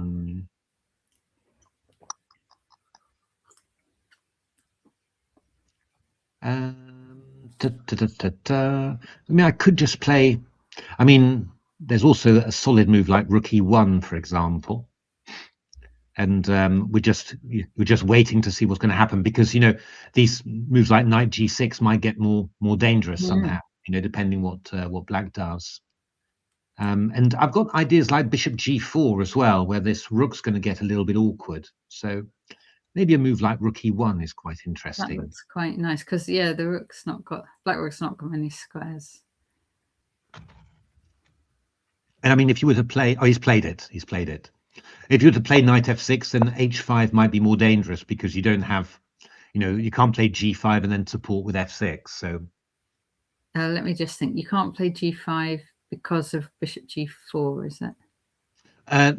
No, it's just that if I played when I play h5, you go g5, and you can support with f6 later. Right. But if you play your knight to f6, then you can't do that anymore. You know, that's what I mean. Knight f6, h5. So, yeah. So I think rook e1 feels like a good move. Just stop the other rook getting active, and just you know, see what possibilities you've got. For example, now, I mean, I might be threatening if I just played, you know, just I don't know, a4. I could play h5, g5, knight h3, and if you go f6, I go bishop g4, and you know the rook's a little bit awkward. So you have to go there, and knight take, and go knight g5, that sort of thing. Yeah. So I think rook e1's a good move indeed. Rook e1 looks good to me. Yeah. Yeah, and you've got to be careful now. I mean, if you're going to do something like bishop d6, I've got knight g6. You know, so you've got to put the potential as well to put your pieces on a tactically vulnerable square there. So, I mean, one thing that might be interesting is to play the move bishop f8. Yeah, attacking that pawn on h6, and so what if white goes h5 anyway? Yeah, h5 will go g5. But again, if we go knight h3, we'll go bishop h6. That's the idea, and you know, you're sort of covering that. So what I could do there is to go. You could still go knight g6. Yeah, I mean, this is maybe interesting, because you know, I could play rook g1, and then you'll have to move somewhere. But if I go rook g1, you'll go bishop c5, counterattacking against the rook. So, but you could just take on c6. And you've got three pawns. It's not clear. It's not clear, really. You're not. It's not. What you really want to do is get the bishop on the long diagonal, don't you? You could play something like whatever they do next. Oh, I've just seen an interesting message on the chat, so I might need to interrupt my thought. Jude beat Siva. I thought Siva was winning. Oh, just got the result right. Let's just have a little look at that. Oh no! What? Sorry. Oh my God, Shiva. So, yeah. So this was the position. Rook takes h4. And I mean, white can do anything, right? I mean, you could just take on d6, for example. Takes and rook g4 and rook h6, and you're 2 pawns up again. You know, I mean, that's one thing. The engine's saying that you could take check first and go rook d6. That would be even better, right? Because you force. I mean, this is so winning. But Shiva played knight f6. Oh, you just rook f6. Yeah, because takes, we go check here and bishop e5. And pick up the rook. It may. Oh. But good for Jude. Good for Jude. Yeah, I mean, well, you know, Jude today, hasn't he? Well fought, Jude. You know, because you know, starting with 0 out of 5. You know, I mean, yeah. You know, it's painful way to lose. Yeah. I think, you know, just in terms for Siva, I mean, he's such a good player. But we saw well then this game today, and then against Alexander Kovchan as well. You know, just really more or less one move blunders. You know, that just destroying a really, you know, an excellently played game. So I do think that's definitely something that if he improves that in his play, then I think you're looking, you know, you're definitely looking at GM material simply, you know, because he's a very strong player. But yeah, this was very, very careless. Yeah. So, but well played, Jude. You know, well fought, and you know, 0 out of 5. It's an awful experience, and getting back to 1.5 out of 2 today. Yeah, I'd be very, very relieved, I think, and very happy about that. So yeah, but indeed, yeah, I mean, just knight h6 check, king g7, rook takes, and you could resign simply, you know, with black. You're just 2 pawns down in a rook ending, and you don't even have the open file, you know. So yeah, tragic, but that is the nature of chess, unfortunately. Yes, it has happened to all of us. Maybe not you, Matthew, but it's happened to me. Oh God, it's happened to me. It's happened to me. I was Stanley playing rook e8, which we sort of mentioned. Yeah, but it looks like he's going to be a pawn down. Although, you know, the pawns are broken, but his king's a little bit weak. It's a bit of a fraught position, this one. You know, Stanley's got to be very careful here, I think. Yeah, I think the position has kind of turned a little bit, because we were saying, you know, something like queen d6, this would transpose actually. And we go king a1 to get out of the way. So if queen takes, I take on here, which is obviously horrible. And if you play a move like rook e6, which I was sort of thinking, you know, can we sort of cover ourselves? Yeah, a move like queen g4 is actually very unpleasant, because we're threatening queen g8 takes f7. Takes f7. So what if they go rook f6 help you? Just to kind no, of... then I take on d7. You do. Yeah. So, and I mean, I'm if king e7, I think probably rook f7 is just winning. I think so. Yeah, I don't know. I think Stanley's in a bit. Oh, good lord! Queen h8 from Stanley. My goodness. Right. Now we have to. Now we've been practicing our tactics. Don't like this at all. I mean, rook g6 looks quite strong to start with, right? Looking at rook g6, yeah. I mean, because I don't know whether Stanley's intending something like rook e2, but we'll go rook f6 maybe, you know, and or even queen h6. Or even just queen takes e2. Oh, queen takes e2. I'm terribly sorry. Yeah. No, this is really no. This is. Oh dear me. So.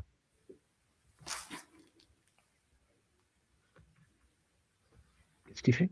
Is your mum going to say hello on the stream?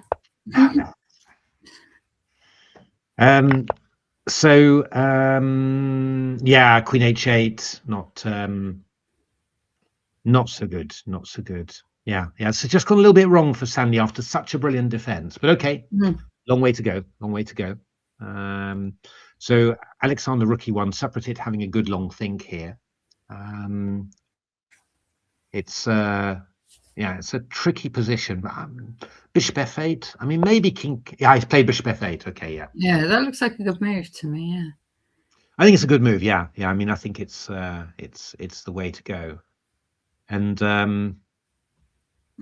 yeah, now Alexander's got to find something interesting. I mean, to be honest, h5, g5, knight g6 is kind of interesting, maybe.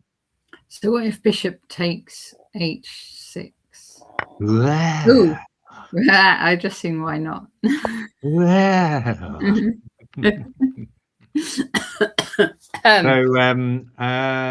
this might be a little bit tricky, actually. So probably you should take there, and I'll take there. But this is a little bit awkward, I think. Bishop h6, maybe I go I'd go rook h1 or rook h2, do it like that.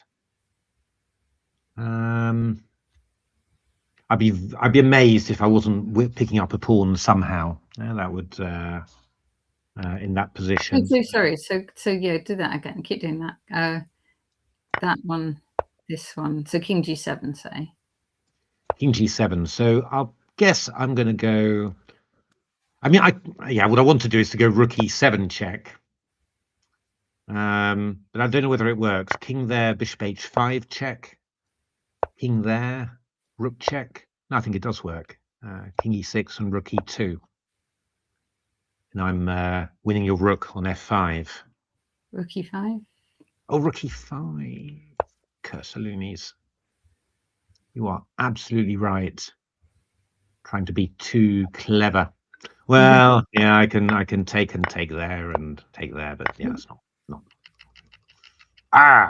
So that's a little bit of a shame. That would be. I always like the ideas of giving checkmates like that. But, no, it's not. It's not really happening.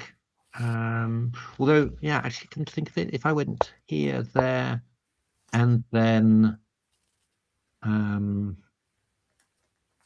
you'd go Rook H7, I suppose, or I could go maybe Rook check first. Could go here and then here. So I'm going Bishop G4 or Rook H6. You've got to give a check. I come back. Mm-hmm. Then the bishop's got to come here. Yeah. And then do I have something Sylvester sneaky? No. No, I don't. I don't. It seems. It's funny actually. If it would be funny if Alex did this, because he had something with 2 pawns on the 6th with black against Mickey. And, I like those 2 pawns on the 6. It's nice. Yeah. I do think, by the way, that after Bishop H6, Rook H2, King G7, I might just go Rook H1 here.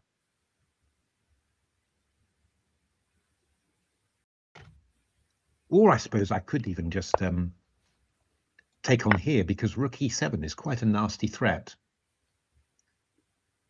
And also Rook E6 as well. Yeah, maybe that's it. I think this is very dangerous. I've got the real feeling that this is a good sacrifice. Yeah. Knight F6. I'll go. Is that what he's playing for? I don't know, but it's sort of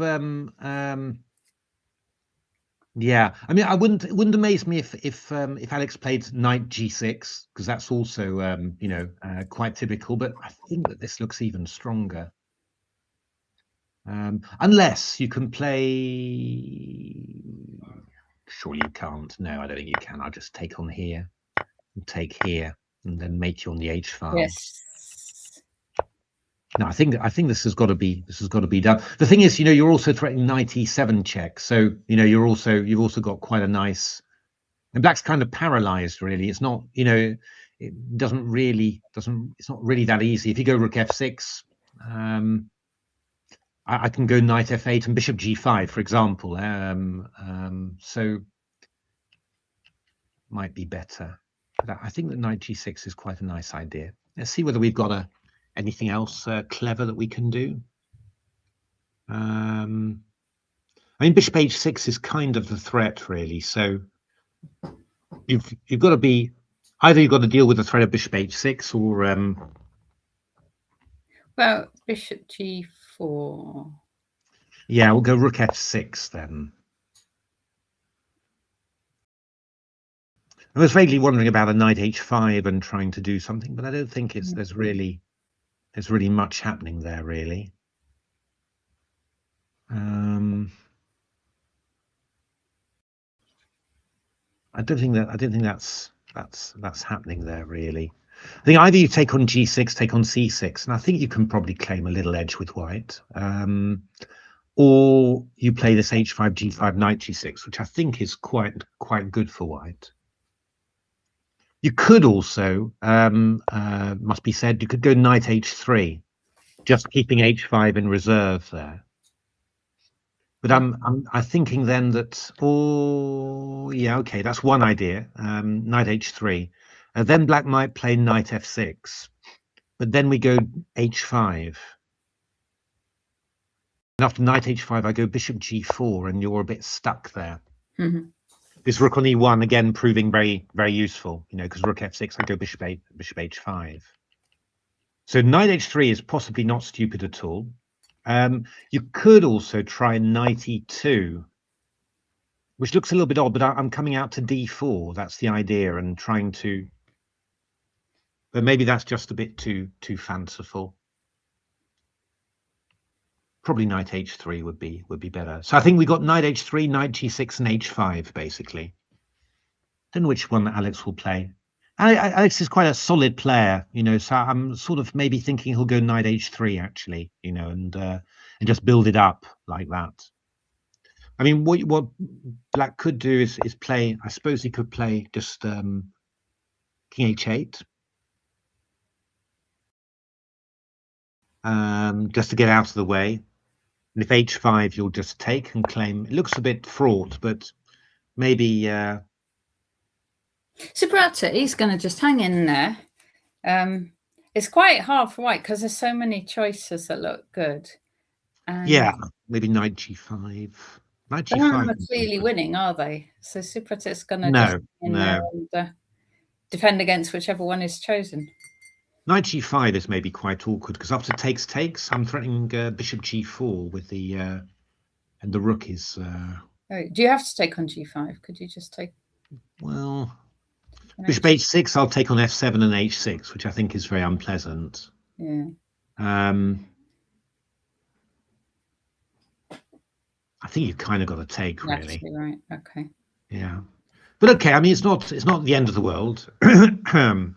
But obviously, you know, this pawn on h6 is just a nice piece to have, and the rook's just a bit awkward there, you know. But you're probably going to play rook e2 and then try and get into the 8th rank and that sort of stuff. Alex is a solid player. I think he'll play knight h3. I don't think he'll play h5 and knight g6. Okay. Probably also because of what happened with Mickey as well, where he he faced down 2 pawns on the 6th rank and you know, just. Should we see how Stanley and Shreyas are getting on? Yeah. Oh, I've just seen that Rishi and Lorenzo have agreed a draw there. Yes. So okie dokie. And she's a bit better, says the engine. Let's have a look. It's true, actually. Yeah. Yeah, it's funny. I would have said equal, to be honest. But yeah, the engines clearly think that you can make something of this. But interesting. Stanley and okay, so what's happened here? So basically, this is a bit all. Oh, wait a minute. Oh no, wait a minute. Isn't this just? What if we go rook c8 check here? He hasn't got many moves. King g7. So I guess king g7. Well, you could go rook d8 or rook e8, couldn't you? Well, no, rook d8. I've got queen f7 check. One. Okay. So king g7. I think we've got rook g5 check. Oh, let me see. So pawn takes maybe queen and a queen h8. Can you go? That was what I was thinking, but maybe I'm wrong. Rook g8, king f5, rook g5, king f4. Oh, I might be wrong.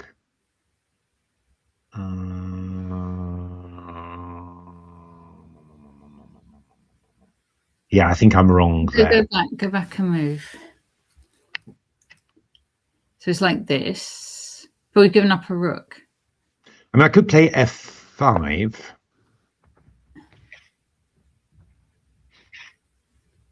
Threatening queen h8 checkmate. Rather unusual, this one. That looks. Oh, the queen d5 check, probably. Yeah, queen d5 check. That's fine. Sorry. So it looks like rook g5 doesn't work. So that's maybe quite important, actually, I have to say. Queen g4. You go rook g6. Position? I've lost red slightly. Queen. This is the position. Queen d4.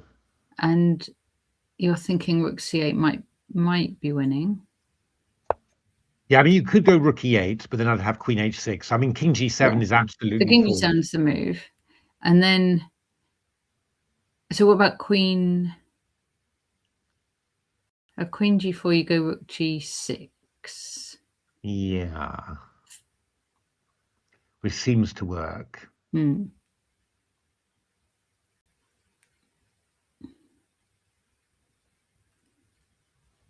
I mean, yeah, I mean, you're a pawn up with white, so I mean, it's. I mean, you could just come back here, for example, and after take, and after Rook e3 maybe. takes and takes, rook c7, you're going to win a pawn. You know, again, the ending is not obvious or anything like that, but it's that you're in that sort of situation with white. So okay, rook c8 check, king g7. Those are two. That's one possibility. I don't know whether there's something else that you could do. I mean, I don't know whether, for example, you could go rook c4 first and then go here, and whether that would somehow improve this line. Do you see what I mean? Rook g5 takes, check, king there. No, maybe not. That's so crazy. Oh, I do have queen g8 now. King f5, queen g5, king e4. Curses.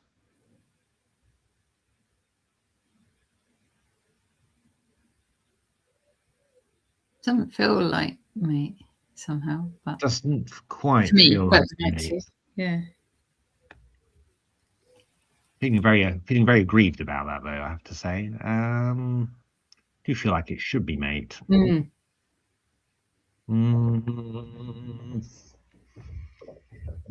but I don't think it is. Or wait a minute, just one crazy idea. Check there, check here, and then rook c5.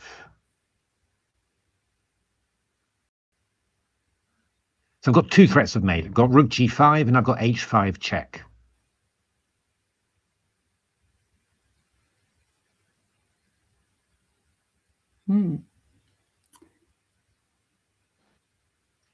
I guess. Oh, I don't know actually. Rook d5.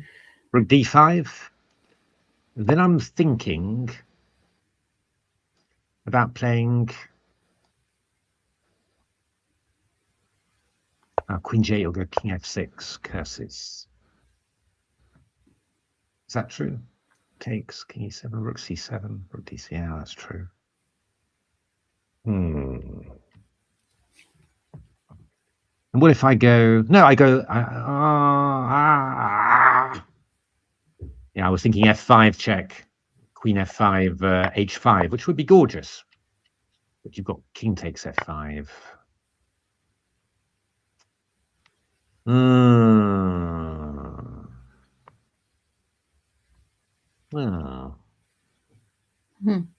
a little bit sad.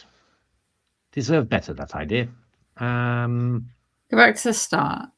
Well, rook c8, king g7 has been played, so that's our new start. So I mean, queen f3 would be, you know, if I was being safe, I'd just say queen f3, and I've always got a better ending in any case. Well, that might be the thing to do then. But I would like to finish in booty. You want to use your initiative. Indeed, it's all about the initiative. Yeah, no, it's.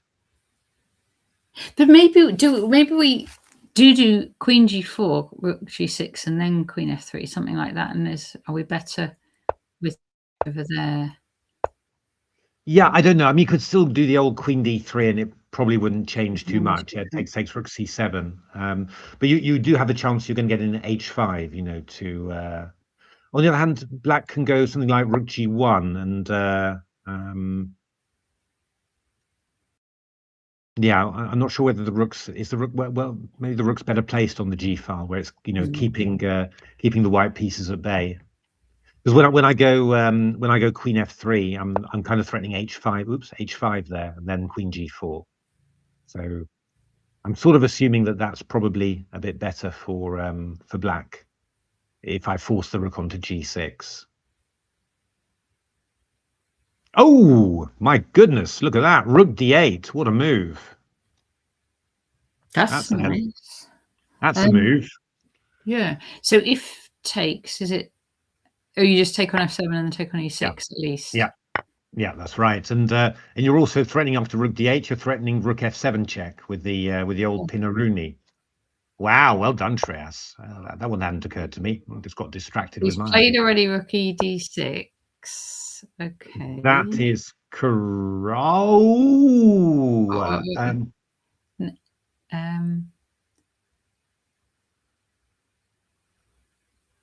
Well. Oh, well, wait a minute. Can we go my rook g5 now? Let's see. Because takes check there. And then, oh no, check, you go queen. Yeah, queen g7. I go, oh yeah, I go h. Oh, I want to do this with mates. That's what I want to do. But I think you go h5, you go king f6 simply. Okay. Takes and then queen g5. Oh,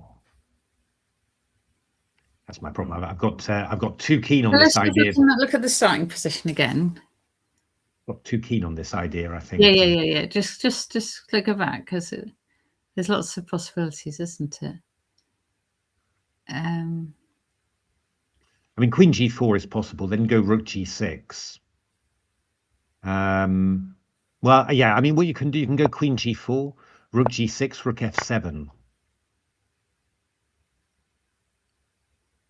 Yeah, and then if rook takes, queen g6 and take rook b4. Yeah, and you actually.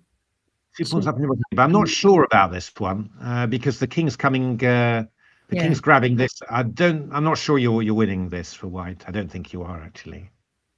Okay.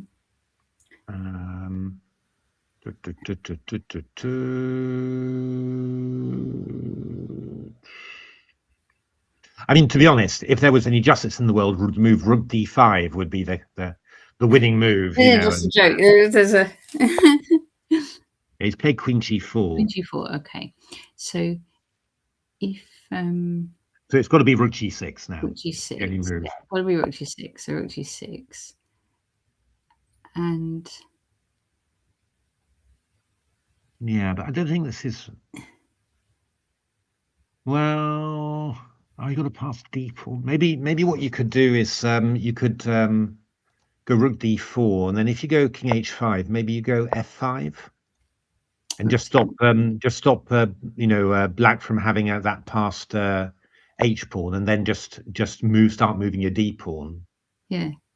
That might be quite good for White would be better. Right? Oh, it's happened. It's all happened. Okay. It's all happened. Yeah. Wow. Okay. Nice.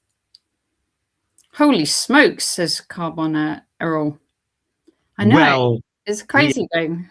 It's a very good game. It's been a really high-class game. This, it's both sides played extremely well. I think Stanley had just. I think I'm not.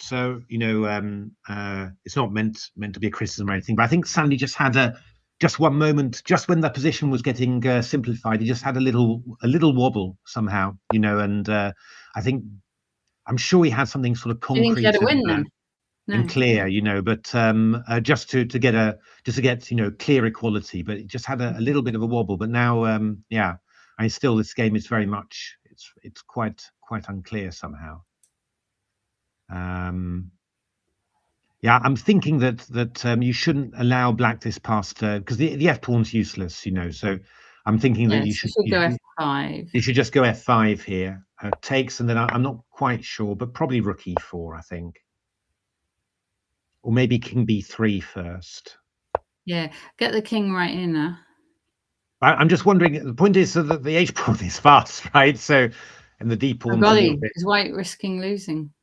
No. I mean, you could go rook d7. I mean, you'll win both those pawns. You'll have lots of pawns. I mean, something like this is probably good for white. This, I think, probably very good for white. I think maybe king b3 would be the most sensible. I think. So I'm rook e4. I'm sort of wondering about rook f3, and then here. That's what I'm sort of wondering about. I mean, I could chase. It's just kind of. Well, So I could go like what, a4, b3, king a3, and get a king in yeah, there. or king b1, c2, but it just feels a little bit. But maybe maybe it's just good for white. I don't know.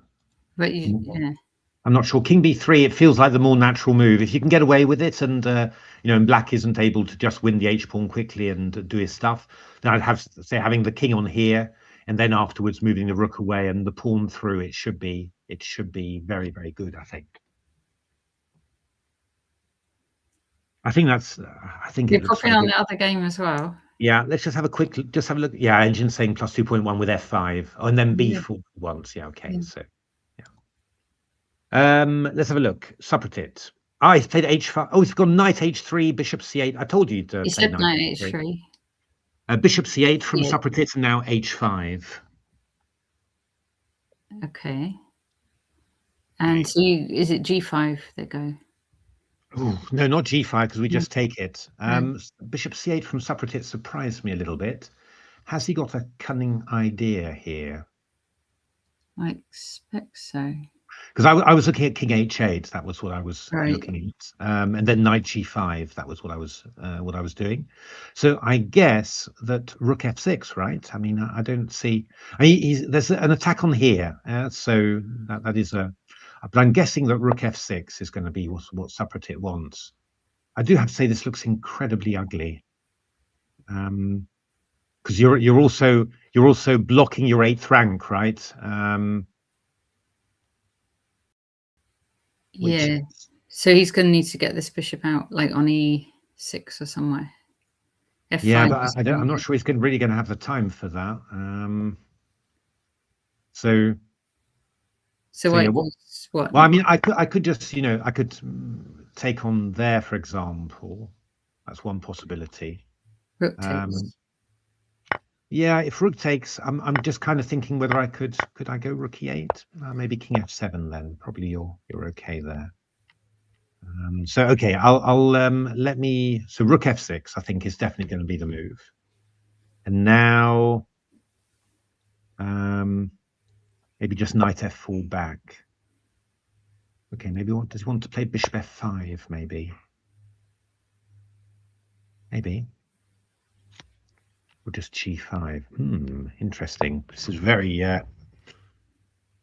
feels like very fraught defense, but maybe it's good.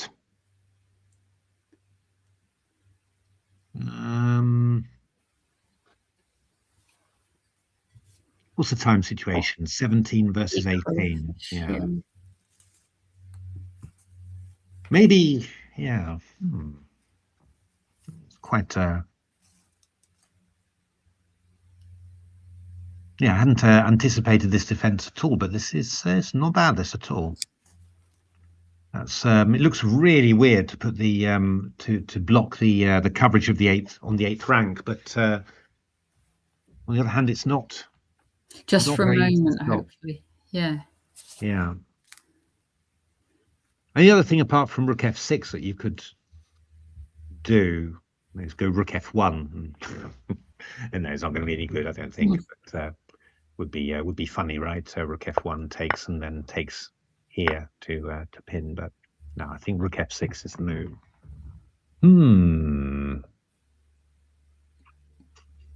So what do we got? Yeah, I mean knight f4 is possible, but then, well, I suppose either bishop f5 or g5. G5 feels a bit risky because we could play the rook to e8. And you all look a bit tied up, really. But I mean, I could just play bishop b7, and I don't know. Your bishop is a long way from anything active there, but maybe it's not so bad. But you could also just play bishop f5 here and cover, and it's not clear. You'd hope that that white would be able to win something normally, but I'm not 100% sure you can. You could go rook g1 there. With the idea of king f7, I'll go knight g6 takes and bishop h5. That is possible. But maybe after rook eg1, you could just risk a little g5 there, and Although it's again, this is quite slightly scary. But yeah, maybe you can just hang on like that, and you'll have bishop h6. Mhm. Yeah, it's a lot of Testing your defensive skills. it's a lot of pressure really, but okay, you know, it's yeah, I think rook f6.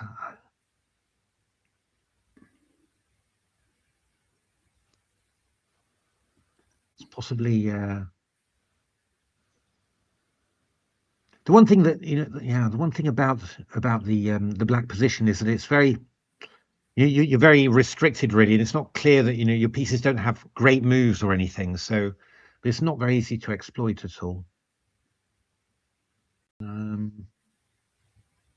So I just wonder actually, just was h5 g5 knight g6. That was the move. That's what we're saying. That's what we were saying. Yeah. That was the big move. Yeah, I thought it was probably quite strong. So, but we'll see. I mean, this also looks quite promising. But I thought knight h3 was a more sort of keeping control move, which is, you know, more the sort of player that Alexander is. Let's just have a quick look at Stanley. Yes, f5 has been played, and he played king b3, so he played my move there. But I'm assuming that this is just, yeah, plus 4.8 there for. Okay. So yeah. really... Yeah, the rook ending. The problem is that the king's he's very trapped there. You see, he can't do anything now. So really, it's just up to white to just slowly move the pawns up. There's nothing much that black can do here now. So yeah. Gosh. So it looks like, I mean, credit to both players, but maybe especially, you know, big credit to Shreyas for coming back from, you know. Oh, but wait a minute. Oh, I see what Stanley's doing actually. So rook b6.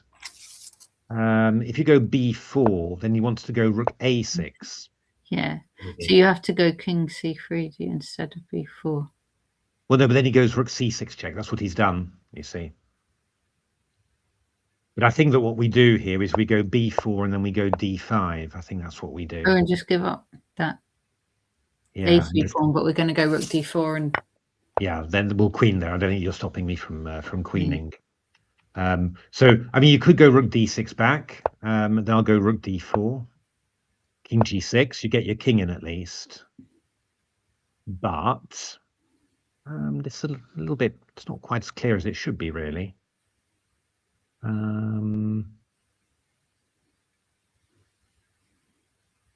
c4, king here, b6 maybe. And maybe we just go rook d1. It's not quite as clear as this. Feels like it should have been. I thought it was going to be sort of trivial, really, but it's looking a little bit more. It's looking a little bit more fraught somehow.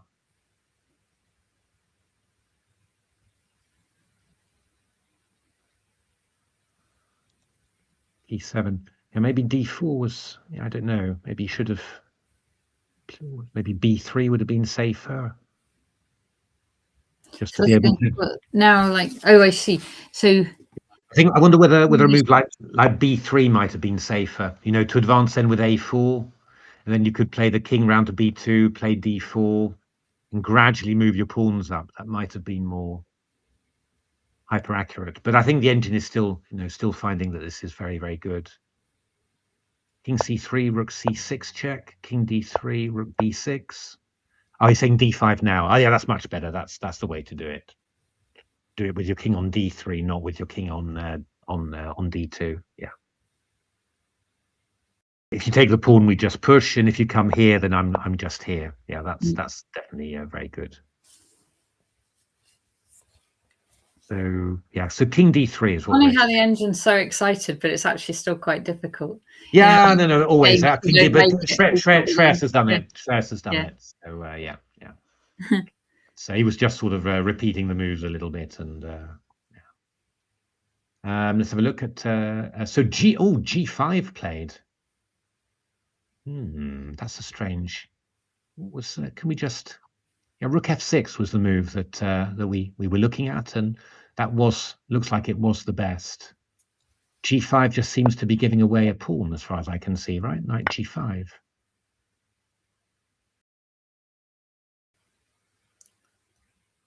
Doesn't look right. Doesn't look right at all. I guess black will get back the H6 pawn probably. Well, or you're not so sure about that? Maybe at a cost. That's what I'm. That's what I'm thinking, because it's going to take him a lot of time, and you know, White can do other stuff in the meantime. So does he trade on G5, and then go King H7? So I'm just wondering exactly which one to take with. Am I going to take with the rook, or am I going to take with the bishop?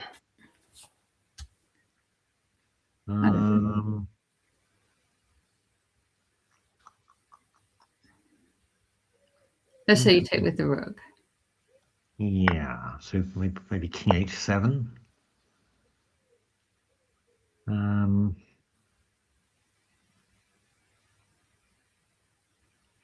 I mean, I put the rook to E8.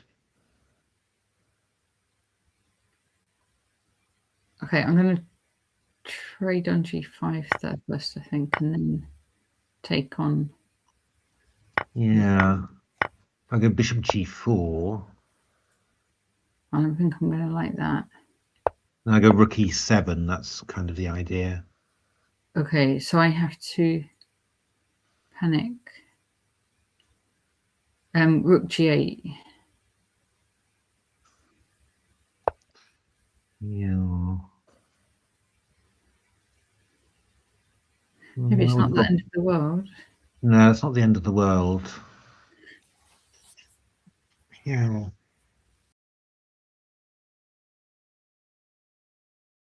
Not sure. Rather.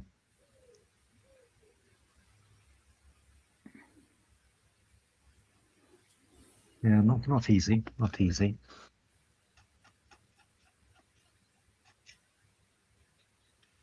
Maybe I should. Yeah, maybe I should take with the bishop.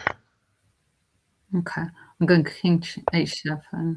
Because I think maybe your king's just going to be more awkward there if I. So you're throwing Rook G5, Bishop H6. I've got to do something about that. So let me just go back to D2. Okay, I'll just take on. Yeah. Oh, I don't have to write yet, do I? Because hello, Wilson. I could go Bishop E6 or something just to make sure. Do that.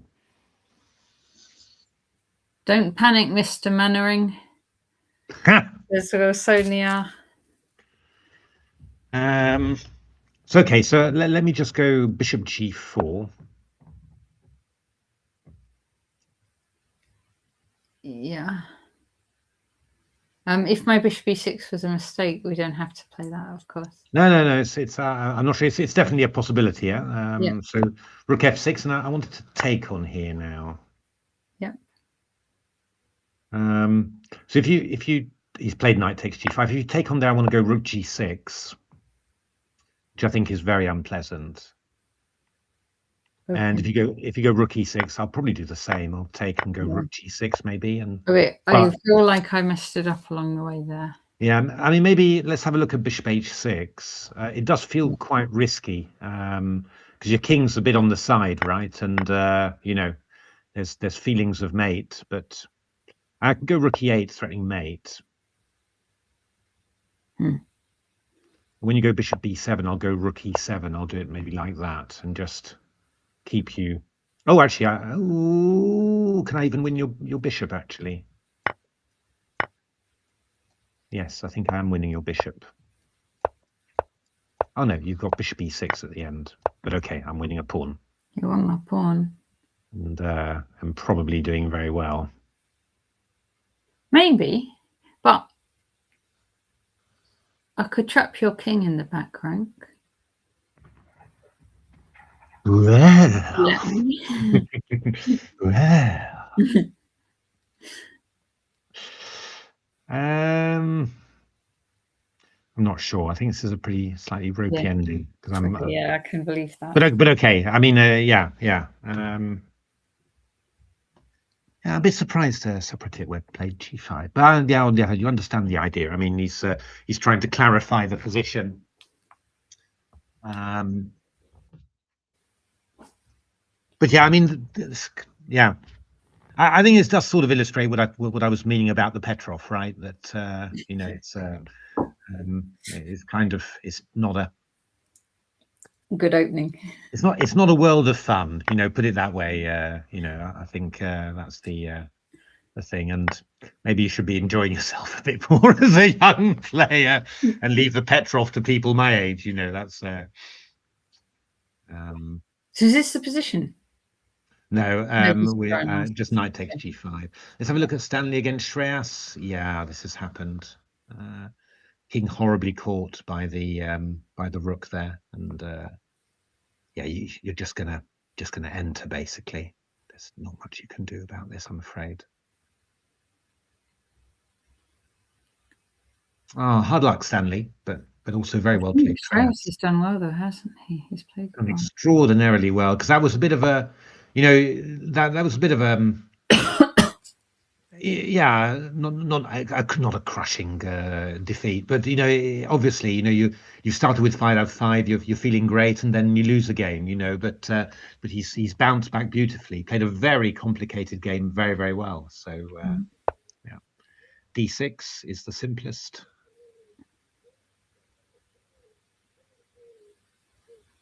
And there's nothing that Stanley can do here. Rook a1, yeah, king d5. I think. Trying for a trap, but it's not going to happen. King d5 is the best move, I think. And yeah, amazing how powerless you can be in an endgame. That's it's quite strange somehow. So let's have a look. This is expecting Stanley to resign soon there. I'll tell you the most powerless I ever felt in an end game recently was I was doing this, and it must have been at St Albans, I think, and I was and I thought I'd played this really beautiful end game, and I had was like pawn up and pressing and bishop pair and whatever. I swapped these things off, and then suddenly he had this like a pawn that I just couldn't get back and stop, and it just wasn't fair at all because I'd had such a nice position. But it's like just this pawn suddenly you can't stop it, whatever you do. The unbearable unfairness of a pass pawn. Yes.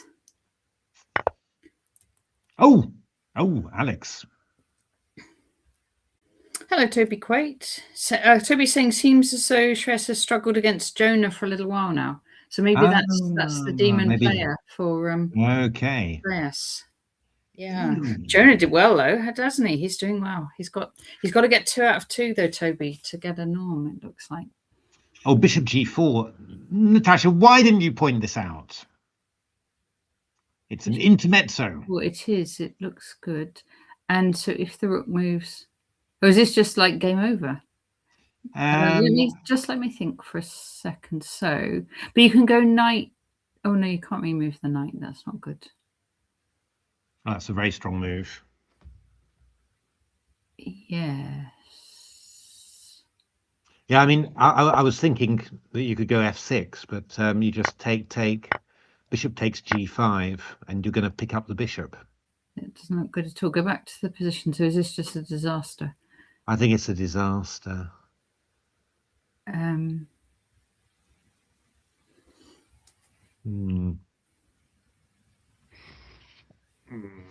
So knight takes g5 knight. So black's a piece up at the moment, right?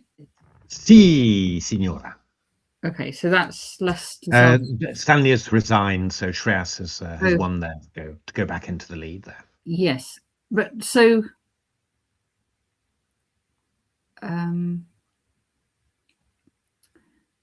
so if you drop the rook back, they're going to go bishop g5, and it is a bit.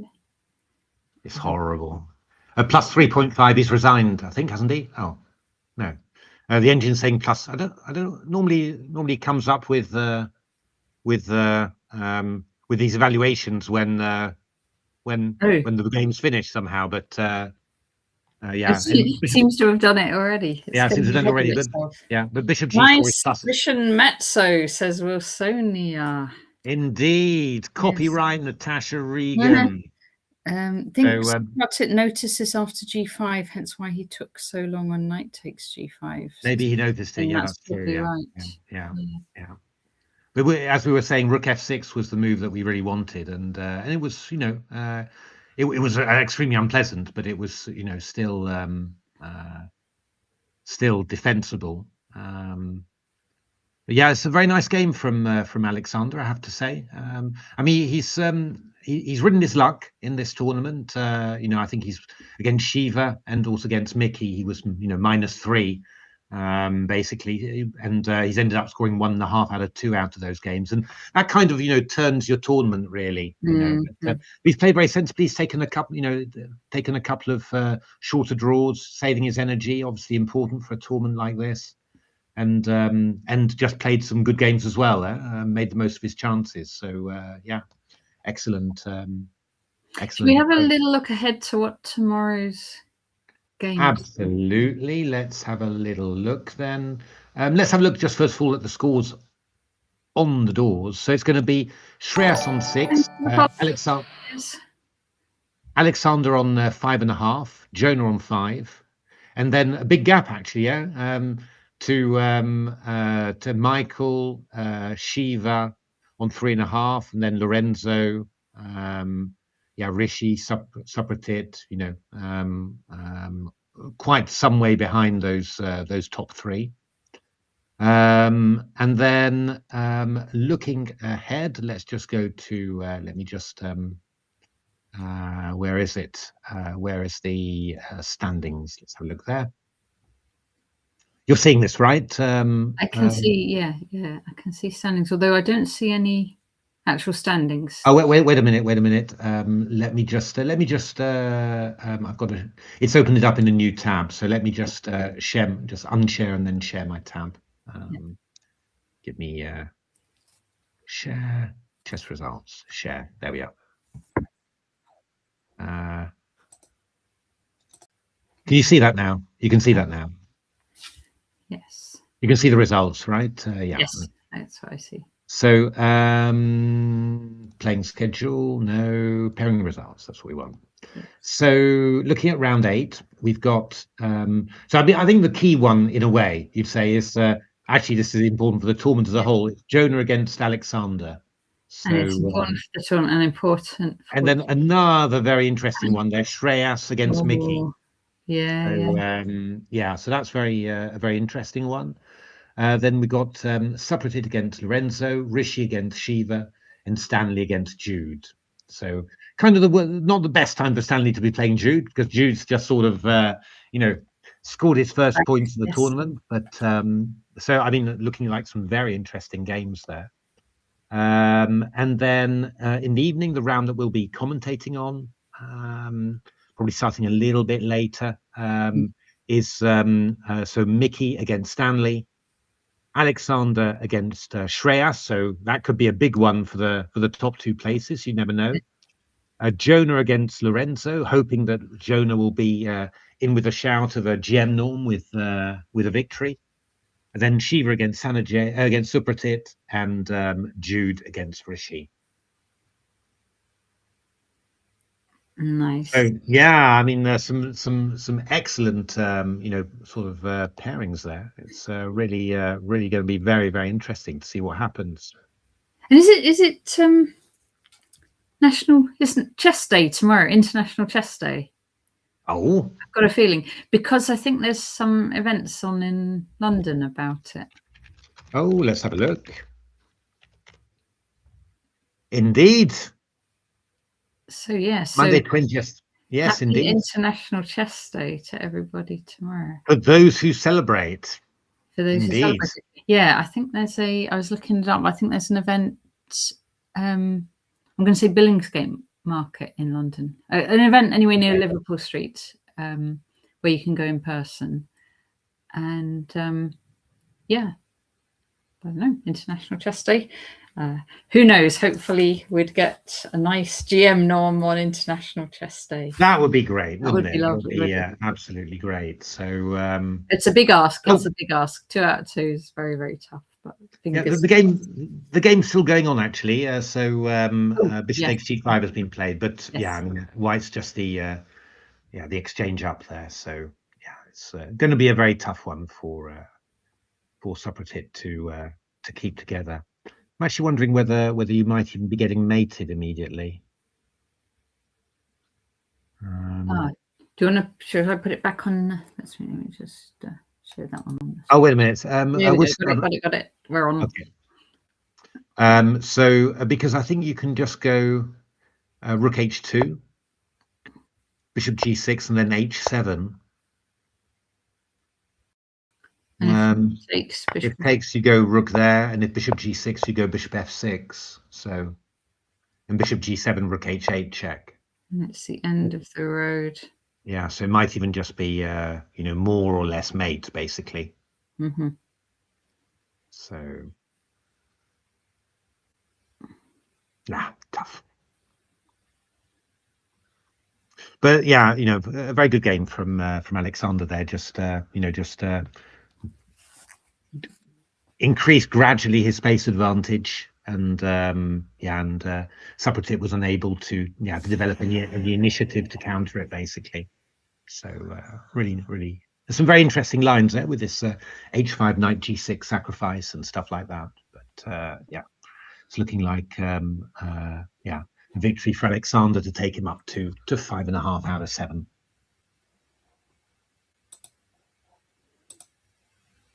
Alrighty, shall we? We can leave it there. Yeah, no, absolutely. That's great. Been really very, very enjoyable. Thanks very much to everyone who joined in. I hope you enjoyed the games as much as we did. We've had an absolutely lovely time. I mean, to be honest, it's one of the tournaments I think I've enjoyed the most commentating on, to be honest. It's just been we have not been stuck for games or things to talk about for the games. So certainly, yeah, everything, really all these games, lots of fighting games, lots of decisive games in this tournament. Absolutely. So brilliant. Yeah, I think Alexander's going for h7 here. Been absolutely brilliant, and looking very much forward to tomorrow. Fingers crossed for Jonah, and also for Shreyas, who obviously we would, with such a fine performance, I think very much like him to win the tournament. And just hope to see you tomorrow afternoon for a last little bit of commentary on the Wood Green Invitational 2026. Thank you all for your comments in the chat, and thank you, Matthew. Thanks everyone very much for watching. Thanks for watching.